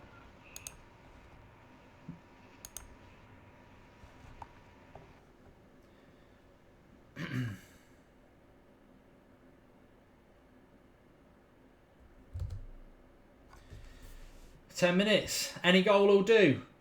Zlatan in the box. He's never going to get a penalty for that. He tried to get a penalty. He didn't. The Draughty Devil might have joined us. Oh, I'm just disappointed. How can you not be? I'm gutted, mate. Absolutely gutted. I don't know whether you've been watching it. Me and Marcus certainly have, and it's just you've got to blame the player. I mean, I don't know whether you've heard what we've been saying about the substitutions. I found the Mata for Mkhitaryan one odd, with half an hour to go, to use your third and final substitution. I think he should have kept something in the locker for the last 10 minutes. But I've said it about 10 times tonight. I'm not a Fellaini hater, and I said it when the team news came out. We could do with him now off the bench for the last 10 minutes. Oh, no, totally. I mean, I think the problem we've got at the moment is we keep having fourth dangled in front of us, and we just keep missing out. It's like we're a few points off, everyone else drops points, and every time someone drops points, we don't capitalise. You can only blame yourselves for that, though. Yeah, but if you notice the results we've had since the end of November or the beginning of November, we're pretty much undefeated in the league. The only defeat we've suffered was in against Hull the other day, and look where we are. We're still stuck in 6th place, and that's all we're going to get for the next couple of weeks. You know what? It isn't over. it isn't over if we don't win this game, but effectively I think psychologically it is, because you can't be given this opportunity and then at Hull again. I mean, I wouldn't even mind if Hull had scored a couple of goals and it was 2-2, because at least we'd say but to not score, it is disappointing. And I think this half has been, as Marcus was just saying there. Well, did you say this, Marcus? This half has been worse than the first half? No. You should have claimed it. It would have been a good statement. No. But I do. I think I don't know. It's really baffling. We might get a scrape a goal and get out of jail, but it's not been good enough again. To be honest with you, it's just... I mean, come on. Chelsea and Liverpool dropped points yesterday. Arsenal lost. Spurs drew. Forget Man City. We always knew they were going to win today. It's just another missed opportunity. We haven't gained ground. We haven't really lost ground either. Because if we get a point, then we're exactly where we were when we started. So swings and roundabouts. But it just seems to be every time we're about to get there, we don't get there. I can't see, if we carry on this way, playing this kind of football, us getting up to fourth place. No. Especially with City doing what they've done tonight. You know what? I love Marcus Rashford. What is he doing playing on the left wing? He's not a left winger. I like Pogba. He's playing awful at the moment. We were talking there. I hope to God, but I've got a bad feeling it might not be, that Carrick was taken off because he was injured, because he was one of our best players. But we might get a chance here. No, we don't. Well, I've got a massive issue with Pogba at the moment, and it's the same with Lingard. Everyone keeps saying, they're young lads, they're having fun. That's fine, everyone has fun. But the fact of the matter is, you're posting that kind of stuff like you're the kings of the game when you're still sixth in the league. You haven't been performing. You're not that good at the moment, and yet you're trying to big it up as if you're amazing and everyone should love you. And on social media, you should only be doing that if you're at the top of your game, and that's pretty much what Rio was saying. I just think he needs to get his head into the club, into his football, and just perform like he should be. He's an £89 million player, and he's not playing like one at the moment. I don't know what you think, Marcus. I totally agree, mate. Totally agree. For what I've seen since the start of the season, it's not a good return on £89 million worth, not at all. I'd expect a lot more than what I've seen. I mean, the two of you, how do you feel Pogba has been performing since his £89 million move in the summer? Obviously, everyone was really excited at the start and thought, he was amazing. Do you feel in the last 2 months he's let himself down?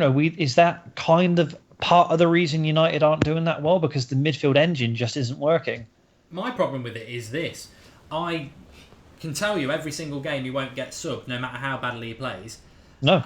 And he was awful against Liverpool. I'd argue with anyone that Martial played bad. He just had 5 players against him. But publicly he gets berated by the manager saying, not good enough, wasted an opportunity. And he's happy every press conference to dig Martial out. Pogba, nothing said. That I don't like. And that annoys me, because Pogba is meant to be the focal point of the team. He's the biggest earner. He's the biggest valued player. And I don't dislike Pogba, but he's got to do more. And I look at this second half and the talent we've got there. And it's, if we get out of jail, fantastic. If we can scrape a goal, I will celebrate it like anybody else. But we've made hard work of it, playing badly again. I think it was always going to be an up and down season. Jose still trying to find out his starting 11. Have we really been consistent with the starting 11? The midfield keeps changing around a lot. There's a lot of he'll partner Fellaini up with Pogba, then he'll partner Ander Herrera up with Pogba, then he'll chuck Mata in. I don't know. There's not a consistent midfielder. Maybe that's throwing Pogba off as well, because he hasn't got a partner which can kind of run the show. Because if he's the only player playing in, week out, and everyone else is changing around him, you don't just hit the bloody post. Wow. Bloody hell! Inside of the post. That should have been it. This is the danger. At 0-0, this is the danger. So you know what? I think the players always are at fault when they don't turn up and take an opportunity. But I think the manager has just got it totally and utterly wrong tonight. Absolutely wrong. His selections are wrong. the matter for Mkhitaryan substitution just baffled me with half an hour to go. I know Mkhitaryan wasn't playing that well, but hello, there's about 4 other players not playing that well. And actually, bringing Mkhitaryan off for Mata doesn't change the game. They're the same sort of player. And I don't get it. I don't get it at all. And I'm sure Mourinho, because he has got an ego and he is arrogant, will play it down and say it's somebody else's fault. But why are you not picking Anthony Martial? Why are you not using players who played well at the weekend? It might not be your first team, but it's your form team. And this team has not been in form for a long time now. They were awful against Liverpool. They weren't that great against Stoke, but week in, week out, he picks the same players. And I think that he lost the dressing room at Chelsea. He needs to be very careful at United, because you can't treat players like he treats players and then be hypocritical with others.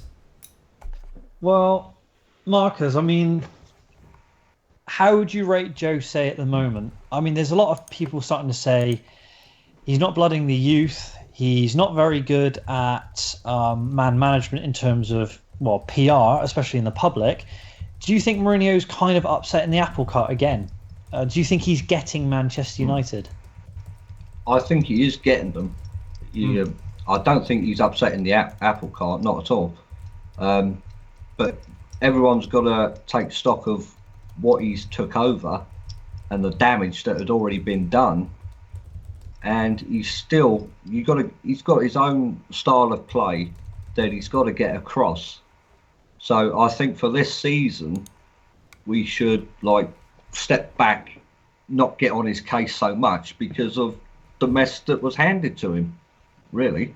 Well, to be honest with you, look at the Sir Alex Ferguson when he took over in 1986. Yeah. Lost his first game against Oldham 2-0. Yeah. His first 6 seasons were not a success, and people were asking for his head after 3 seasons, even though he'd broken the transfer record. Who was it for? It was for a defender. I can't remember who it was. But Gary Pallister from Middlesbrough. He'd spent a lot of money, even Sir Alex Ferguson, back in the late 80s, and everyone was getting on his case. At the end of the day, who else would be able to manage Manchester United at the moment? Pep certainly wouldn't. No.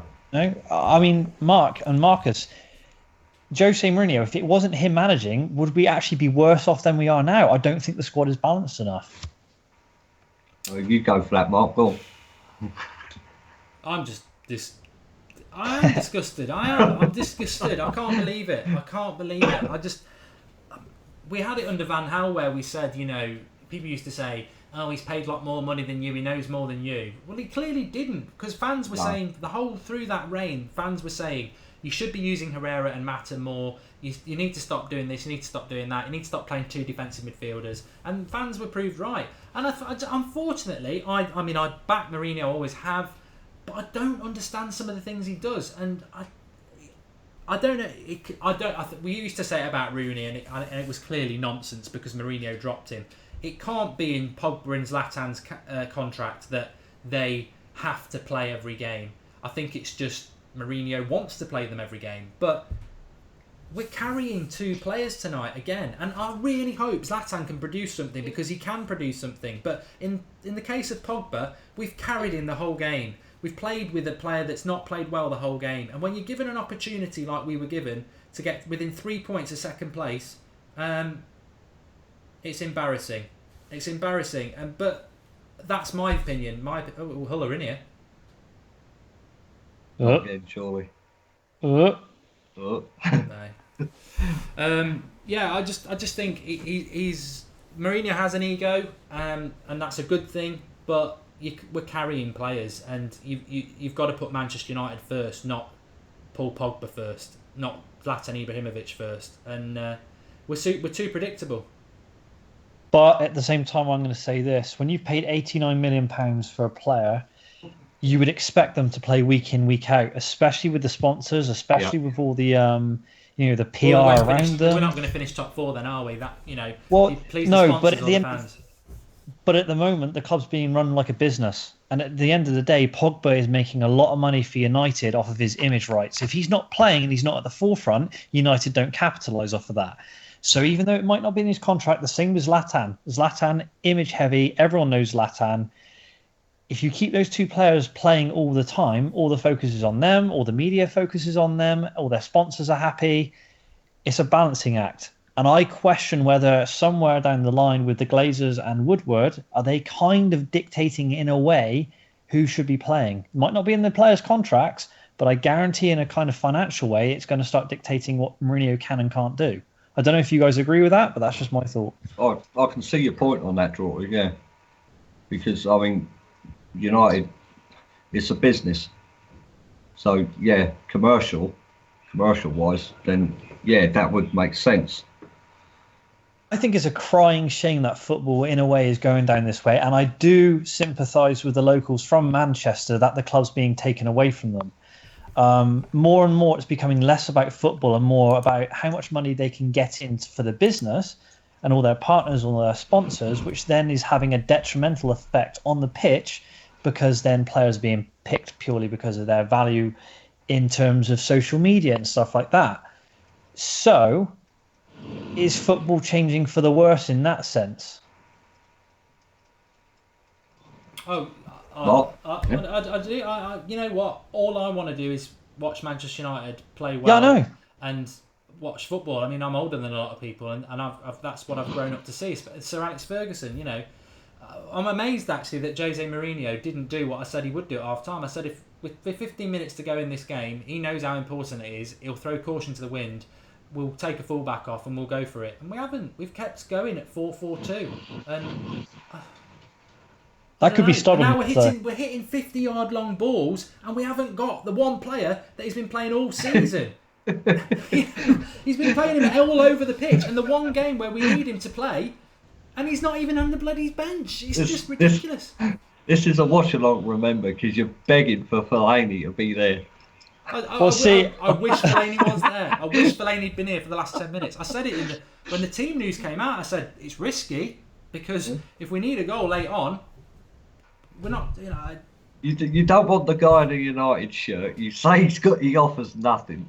But that's my choice, isn't it? Unfortunately, he is part of the United squad, and if he's part of the United squad, use him for what he's good at. I mean, what's Mata done in this game apart from be absolute shit? Sorry to swear, I don't like swearing, but I'm getting a little bit frustrated by it. But I said it this morning, I'll say it again. There's only one person to blame, and that's the players and the manager. If we don't win it, and then we had a really good chance there, but the keeper makes a save, poor header, Rojo. But that'll probably be about it. But you can't blame anybody else. I mean, the ref's had a bad game. He should have sent players off, but you've got to put the ball in the back of the net, and there's nobody else to blame. I was mocking Arsenal and everyone else last night. Sunderland, Spurs at Sunderland, calling them bottlers. I think they were. But the king bottlers are us tonight. We've got to take it. We've got to take your medicine. Yeah, but Mark, you can't put the blame at Jose's door for this because no, you can't. Those players are good enough to beat Hull City. Right? They are, but after an hour, it was pretty abundantly clear that they weren't, and I think he got his substitutions wrong. Oh yeah, but I mean, he's got one substitution wrong. Two of them couldn't be helped. One of them definitely. We don't know whether he subbed Carrick for Rooney tactically. If it was injury, then I accept too. But I can't believe how many empty seats there are at Old Trafford as well. Considering our record in the last minute. But I don't think we're going to get it. Pogba. We're saying here that again, it's 2 points dropped at home again. But have the players really justified themselves to have done enough to win the game? Come on, guys. Look at Arsenal yesterday. I mean, they lost against Watford. These things happen. Yeah. And unfortunately, at the moment, it doesn't matter what 11 you put out there. You could put out Messi, Ronaldo, and everyone else. They could still lose to a lower league team. Anyone can beat anyone on the day. It's about how hard the players want to work for it, how much the team are a team rather than a bunch of individuals. And I think the problem with United at the moment, there's a lot of individuals in there with a lot of weird sort of personalities you won't put together. Mkhitaryan, he's a quiet lad, apparently. Pogba's very, very outspoken and a bit more kind of, like he likes doing on his social media stuff. Total opposite ends of the spectrum. Brilliant players individually. But you've got to ask yourself, it's not just about talent, it's also about who works with who. And I don't know if the balance of the squad is enough. Zlatan's ego is massive. Yeah. I mean, if you've got that guy basically lording it over everyone else, and then you've got Pogba who's coming in, dancing around with Lingard, and then you've got a quiet Mkhitaryan over in the corner, I don't know. I just feel maybe the personalities aren't quite gelling together either. It seems to be a lack of communication on the pitch, lack of desire. I just think there is some dead wood to be chucked out in the summer, and it is a rebuild job. I worry about our season though, because we're meant to be getting Champions League football. Griezmann, where are we going to get Champions League football? Latter stages of the Europa League will get absolutely obliterated. When have English clubs done well in Europe recently? Not at all. A decent European side, and I say decent European, anybody, Villarreal, whatever, they'll batter us. On tonight's performance, are we going to get top 4? You can't. It's disgraceful. You can't throw away that opportunity we've had tonight, and we've thrown it away. And, I'm looking at Juan Mata there. As much as I like him, you missed from 2 yards out, mate, and you should never have been on the pitch anyway. It was a ridiculously bad substitution, bringing him on for Mkhitaryan. Zlatan, Pogba, Rooney. Rooney comes on at half time. What does Rooney give for us? I keep saying this about Rooney. It really frustrates me. Rooney, his mind is willing, his body is gone. He doesn't do it anymore. Waste of a time, waste of a player. Should have brought Mata on for that position. Rashford was actually on the pitch in the second half, for those who thought he didn't come out for the second half. Not a left winger. So I agree with Marcus about the players. I agree with Draughty about the commercialism of football that means that Pogba and Zlatan will always play no matter what their form is. But ultimately, as fans, we've been let down again. Let down. You get all excited last night and let down yet again. This match has proven to me that we need another striker. Without a doubt. Without a doubt. I said that to you, Mark, even before the window opened in January. We need a striker. Because if Zlatan doesn't score, the team doesn't win. He won't take him off. Oh, yeah, I know. But we've seen it again tonight. He missed another chance tonight when he got round the back of Hull at the beginning of the second half. All those points that we dropped at home, the Bournemouth game is a prime example. The 30-odd shots, 14 on 12 or 13 of them on target were from Zlatan, and all we got was the one goal. What makes me sick now is, I'm going to say this to everybody. Burnley at home in October, dropped 2 points. Followed by Stoke, dropped 2 points. Followed by Arsenal, dropped 2 points. Followed by West Ham, dropped 2 points. Followed by Liverpool 2 weeks ago, dropped 2 points. Followed by Hull tonight, dropped 2 points. We're into double figures now. We're nearly at 20 points we've dropped through ineffective finishing. It's just not good enough. It's not good enough. And I'm not Mourinho out. That's ridiculous. But it's just not good enough. And he is culpable tonight. I've got to say he's culpable to a certain extent. I agree with what Mark has said about the players have got to do better, and they have. But the one game where I would have said bring Fellaini on, and he's not even on the bloody bench. It's just like, wake me up. But then why isn't Schweinsteiger there? Yeah, well, because they're not quite ready. They've got to. The best one is Anthony Martial. He played okay against Wigan, but he's got to do more to get in my first team, to get in ahead of the players who are playing better than him. What players? Are we meant to be mugged off? Are we blind? Oh yeah, because Lingard and Rashford and Mkhitaryan and Mata, they've been tearing it up for the last month. It's just inconsistency. He feeds this rubbish out, and maybe he got away with it at Chelsea because they were only invented in 2004, and the fans are a bit thick. But Manchester United have got a history, Jose. You can't come out with nonsense like, oh yeah, Martial, he's doing well, but he needs to do a little bit better to get in the team because they're brilliant. What? Yeah, but look at Liverpool. They've completely dropped off the face of the earth in the last couple of weeks. Yeah. At the end of the day, you could go for a really good patch where you're winning all the time. It's whether your squad is mentally got the capacity to be able to pull it off all season. At the moment, Chelsea are that team. Liverpool, they play this full throttle. Yeah, they got some good players in there, like Coutinho. But at the same time, they've dropped off the face of the planet. We've got good players, but our back four is pretty damn shaky. We should have probably bought a centre-back. Pogba really cannot pull the strings by himself. He needs someone supporting him around him, like a Pirlo or like a Kante, someone who's going to break up the play in midfield. in order for Pogba to be effective, you can't play someone who's trying to do the same sort of thing. Under Herrera and Pogba doesn't work. It's like playing Gerrard and Lampard together. It doesn't compute. And I think that's the issue. It's a completely unbalanced squad. I agree. And I mean, I'm going to do my live match reaction, but we may as well stay talking for a few more minutes here while I've got a couple of guests. Where do we go from here, Marcus? Where do we go from here? Because I must admit, I am shocked and stunned. I didn't see a situation where when you handed it on a plate to be 3 points off second place, we don't turn up again and we drop points again at home and we're not clinical again away from home. And I know people don't want to blame Mourinho much, but ultimately, I said it at the time, Mkhitaryan off the matter with half an hour to go was ridiculous, stupid. Mkhitaryan wasn't playing dreadful. He wasn't playing brilliant, but he wasn't playing dreadful. And if you're going to keep Pogba and Zlatan, who weren't playing badly but weren't playing brilliant either, then you should be keeping Mkhitaryan on because he's that sort of magical player. So you use your last substitution for taking Mkhitaryan off for Mata. Mata comes on and misses a chance from 2 yards. I'm sorry, that's on the manager. It's not on Mata. It's on the manager. He didn't need to make that substitution.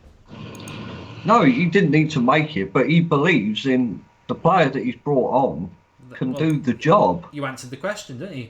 He believes in the wrong players. Well, yeah, but I mean, who are we to question him? Well, we questioned Van Hal and we were right. Yeah, eventually we was right, but it took 2 years to get the voice heard. This guy's he's had 6 months. You can't throw everything at Jose. He's put them players out. We've got the world's most expensive player who should be doing a damn sight better than what he's done. And yeah, we've got a 35-year-old striker with no backup. The only backup is Rooney, who's, as you said, 3 years decline, four years decline. Yeah. So we've got no backup striker because Rashford has too much to put on that kid's shoulders. The strikers are completely unbalanced. 35, 31, 19 and 21. And then look at the midfield. Pogba the youngest, Carrick the oldest, Herrera in the middle. It's I don't know. It's the only way I can put a positive spin on it is to say we're turning into Liverpool, though, aren't we? We're turning into Liverpool because the only positive people can say is we'll get there in the end. Next year's our year. But to be honest, tonight was our opportunity. It's Hull City at home at Old Trafford. You win, you're 3 points off second place. I mean, Ross was saying tonight, win tonight. There's an outside chance we can win the league. Come on. That's Ross, isn't it?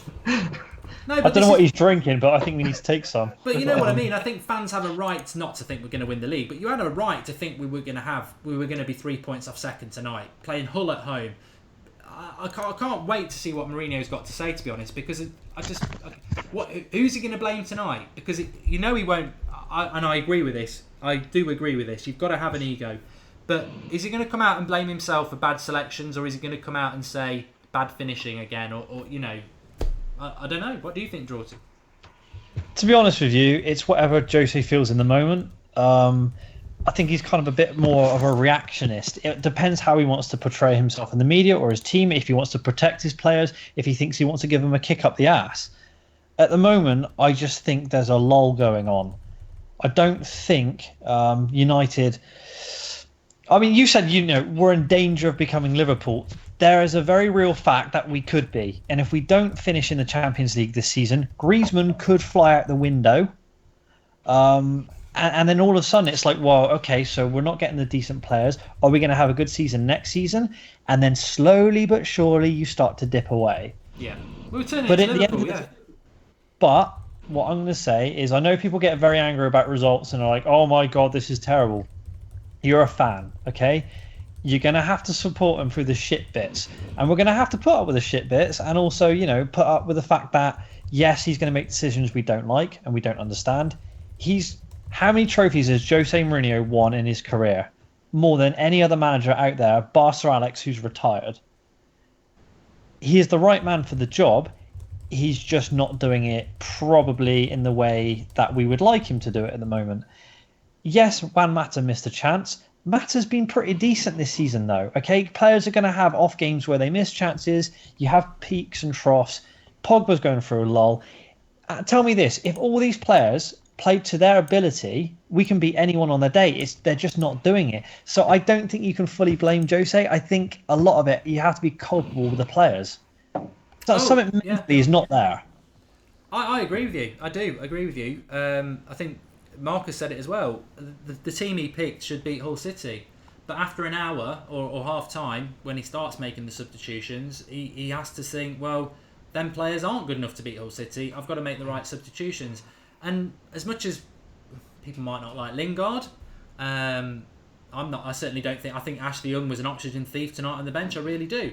And I love Anthony Martial. But they're the three pace options on the bench that he ignores, and we are not causing them any problems at all. He brings Rooney on, and I'm sorry Rooney's finished, and I am sorry from the bottom of my heart. I really am, because he's been a fantastic servant, but he is finished. His mind is willing, but his body's gone. Mata, I don't see the change. I don't see the difference between Mkhitaryan and Mata at the moment. Mata's bang out of form as well. Let's not forget, again, away to Stoke, wasn't very good. So he's not the great hope either. I think if you want a game changer, you're going to take Mkhitaryan off, put Rashford on the right, put Martial on the left. No, he won't do it, because he doesn't want to be proven wrong about constantly having a pop at Martial not being ready. And so that's where I feel a bit aggrieved with Mourinho. The last half an hour. The first hour, I agree, it's down to the players, and they're not doing enough. And as much as I love Zlatan and I love Pogba, they're the big players in the team, they're the big influencers. I didn't see much influence again tonight. Well, I mean, I'm going to throw something out there then, and I just saw something on the comments, someone going, why don't we go 4-4-2? Put Zlatan up there with, wait for it, Rooney, see what happens. I don't know, just try something different. It's the same all at the moment. It's just a draw, can't finish, and if you've only got one striker up front and two wingers who are being pretty ineffective, you can't score goals. What happened to the days of two up top or three if you play like forwards down the side? We just haven't got enough firepower at the moment, and that's our problem. If we had better strikers who can actually finish and probably a bit more creative midfield, then maybe. But I don't know, guys. It's getting a bit silly at the moment. So too predictable. Well, I don't know. I mean, Marcus. Do you think Zlatan's going to be any good to the end of the season, or do you think actually he's kind of dipping in form himself? Well, I think he's dipping in form himself, but I mean, there's no other option, is there? I know. I can't see it, and I was adamant we should have bought a striker in January, even if it was just to tie us over until the summer to get the proper targets we want. We need someone up there, because I think Ibra's time has come, and as much as he probably doesn't want to admit it, all right, yeah, he has been good at the start of the season where he was fresh and ready and all guns firing, but now, he's finding out this league is a lot harder than the French league. So, yeah, I would have said striker without a doubt. Well, I think Martial, I don't know what's going on there. I mean, to be honest, I know, I can understand, Mark, why you're annoyed about Martial. I thought some of the bits he did against Wigan were superb. Some of the little bits of skill and his directness. I don't know what's going on there. Maybe that's in Mourinho's plan for the long term. I don't know. Or maybe it's the fact that he's an LVG signing. He doesn't want to play him. I don't know. But how are you feeling right now? Are you feeling suicidal?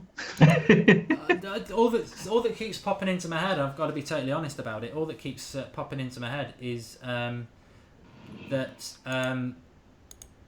we were in this was Chelsea last season, where Mourinho just kept picking odd teams and getting bad results. And I'm not saying we're in that situation, but I am concerned. I'm in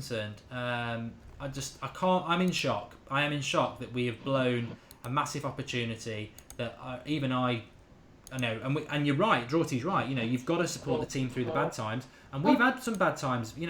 Unfortunately, the whole time we've done the United Stand has pretty much been bad times. We missed the Moyes year, thank God, but the Van Gaal one wasn't great either. And every time, it's not even just this season, every time you think, because we were at the top of the league at the start of last year with Van Hal. People forget that.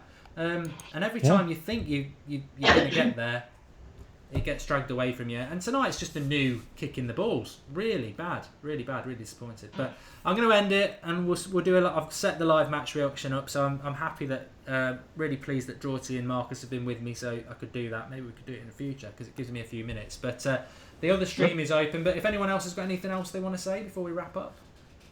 No, I'm good. Yeah, I'm good. Well, thanks for coming on, lads. Thanks for thanks everybody on the watch along. It's been painful. I can't predict it.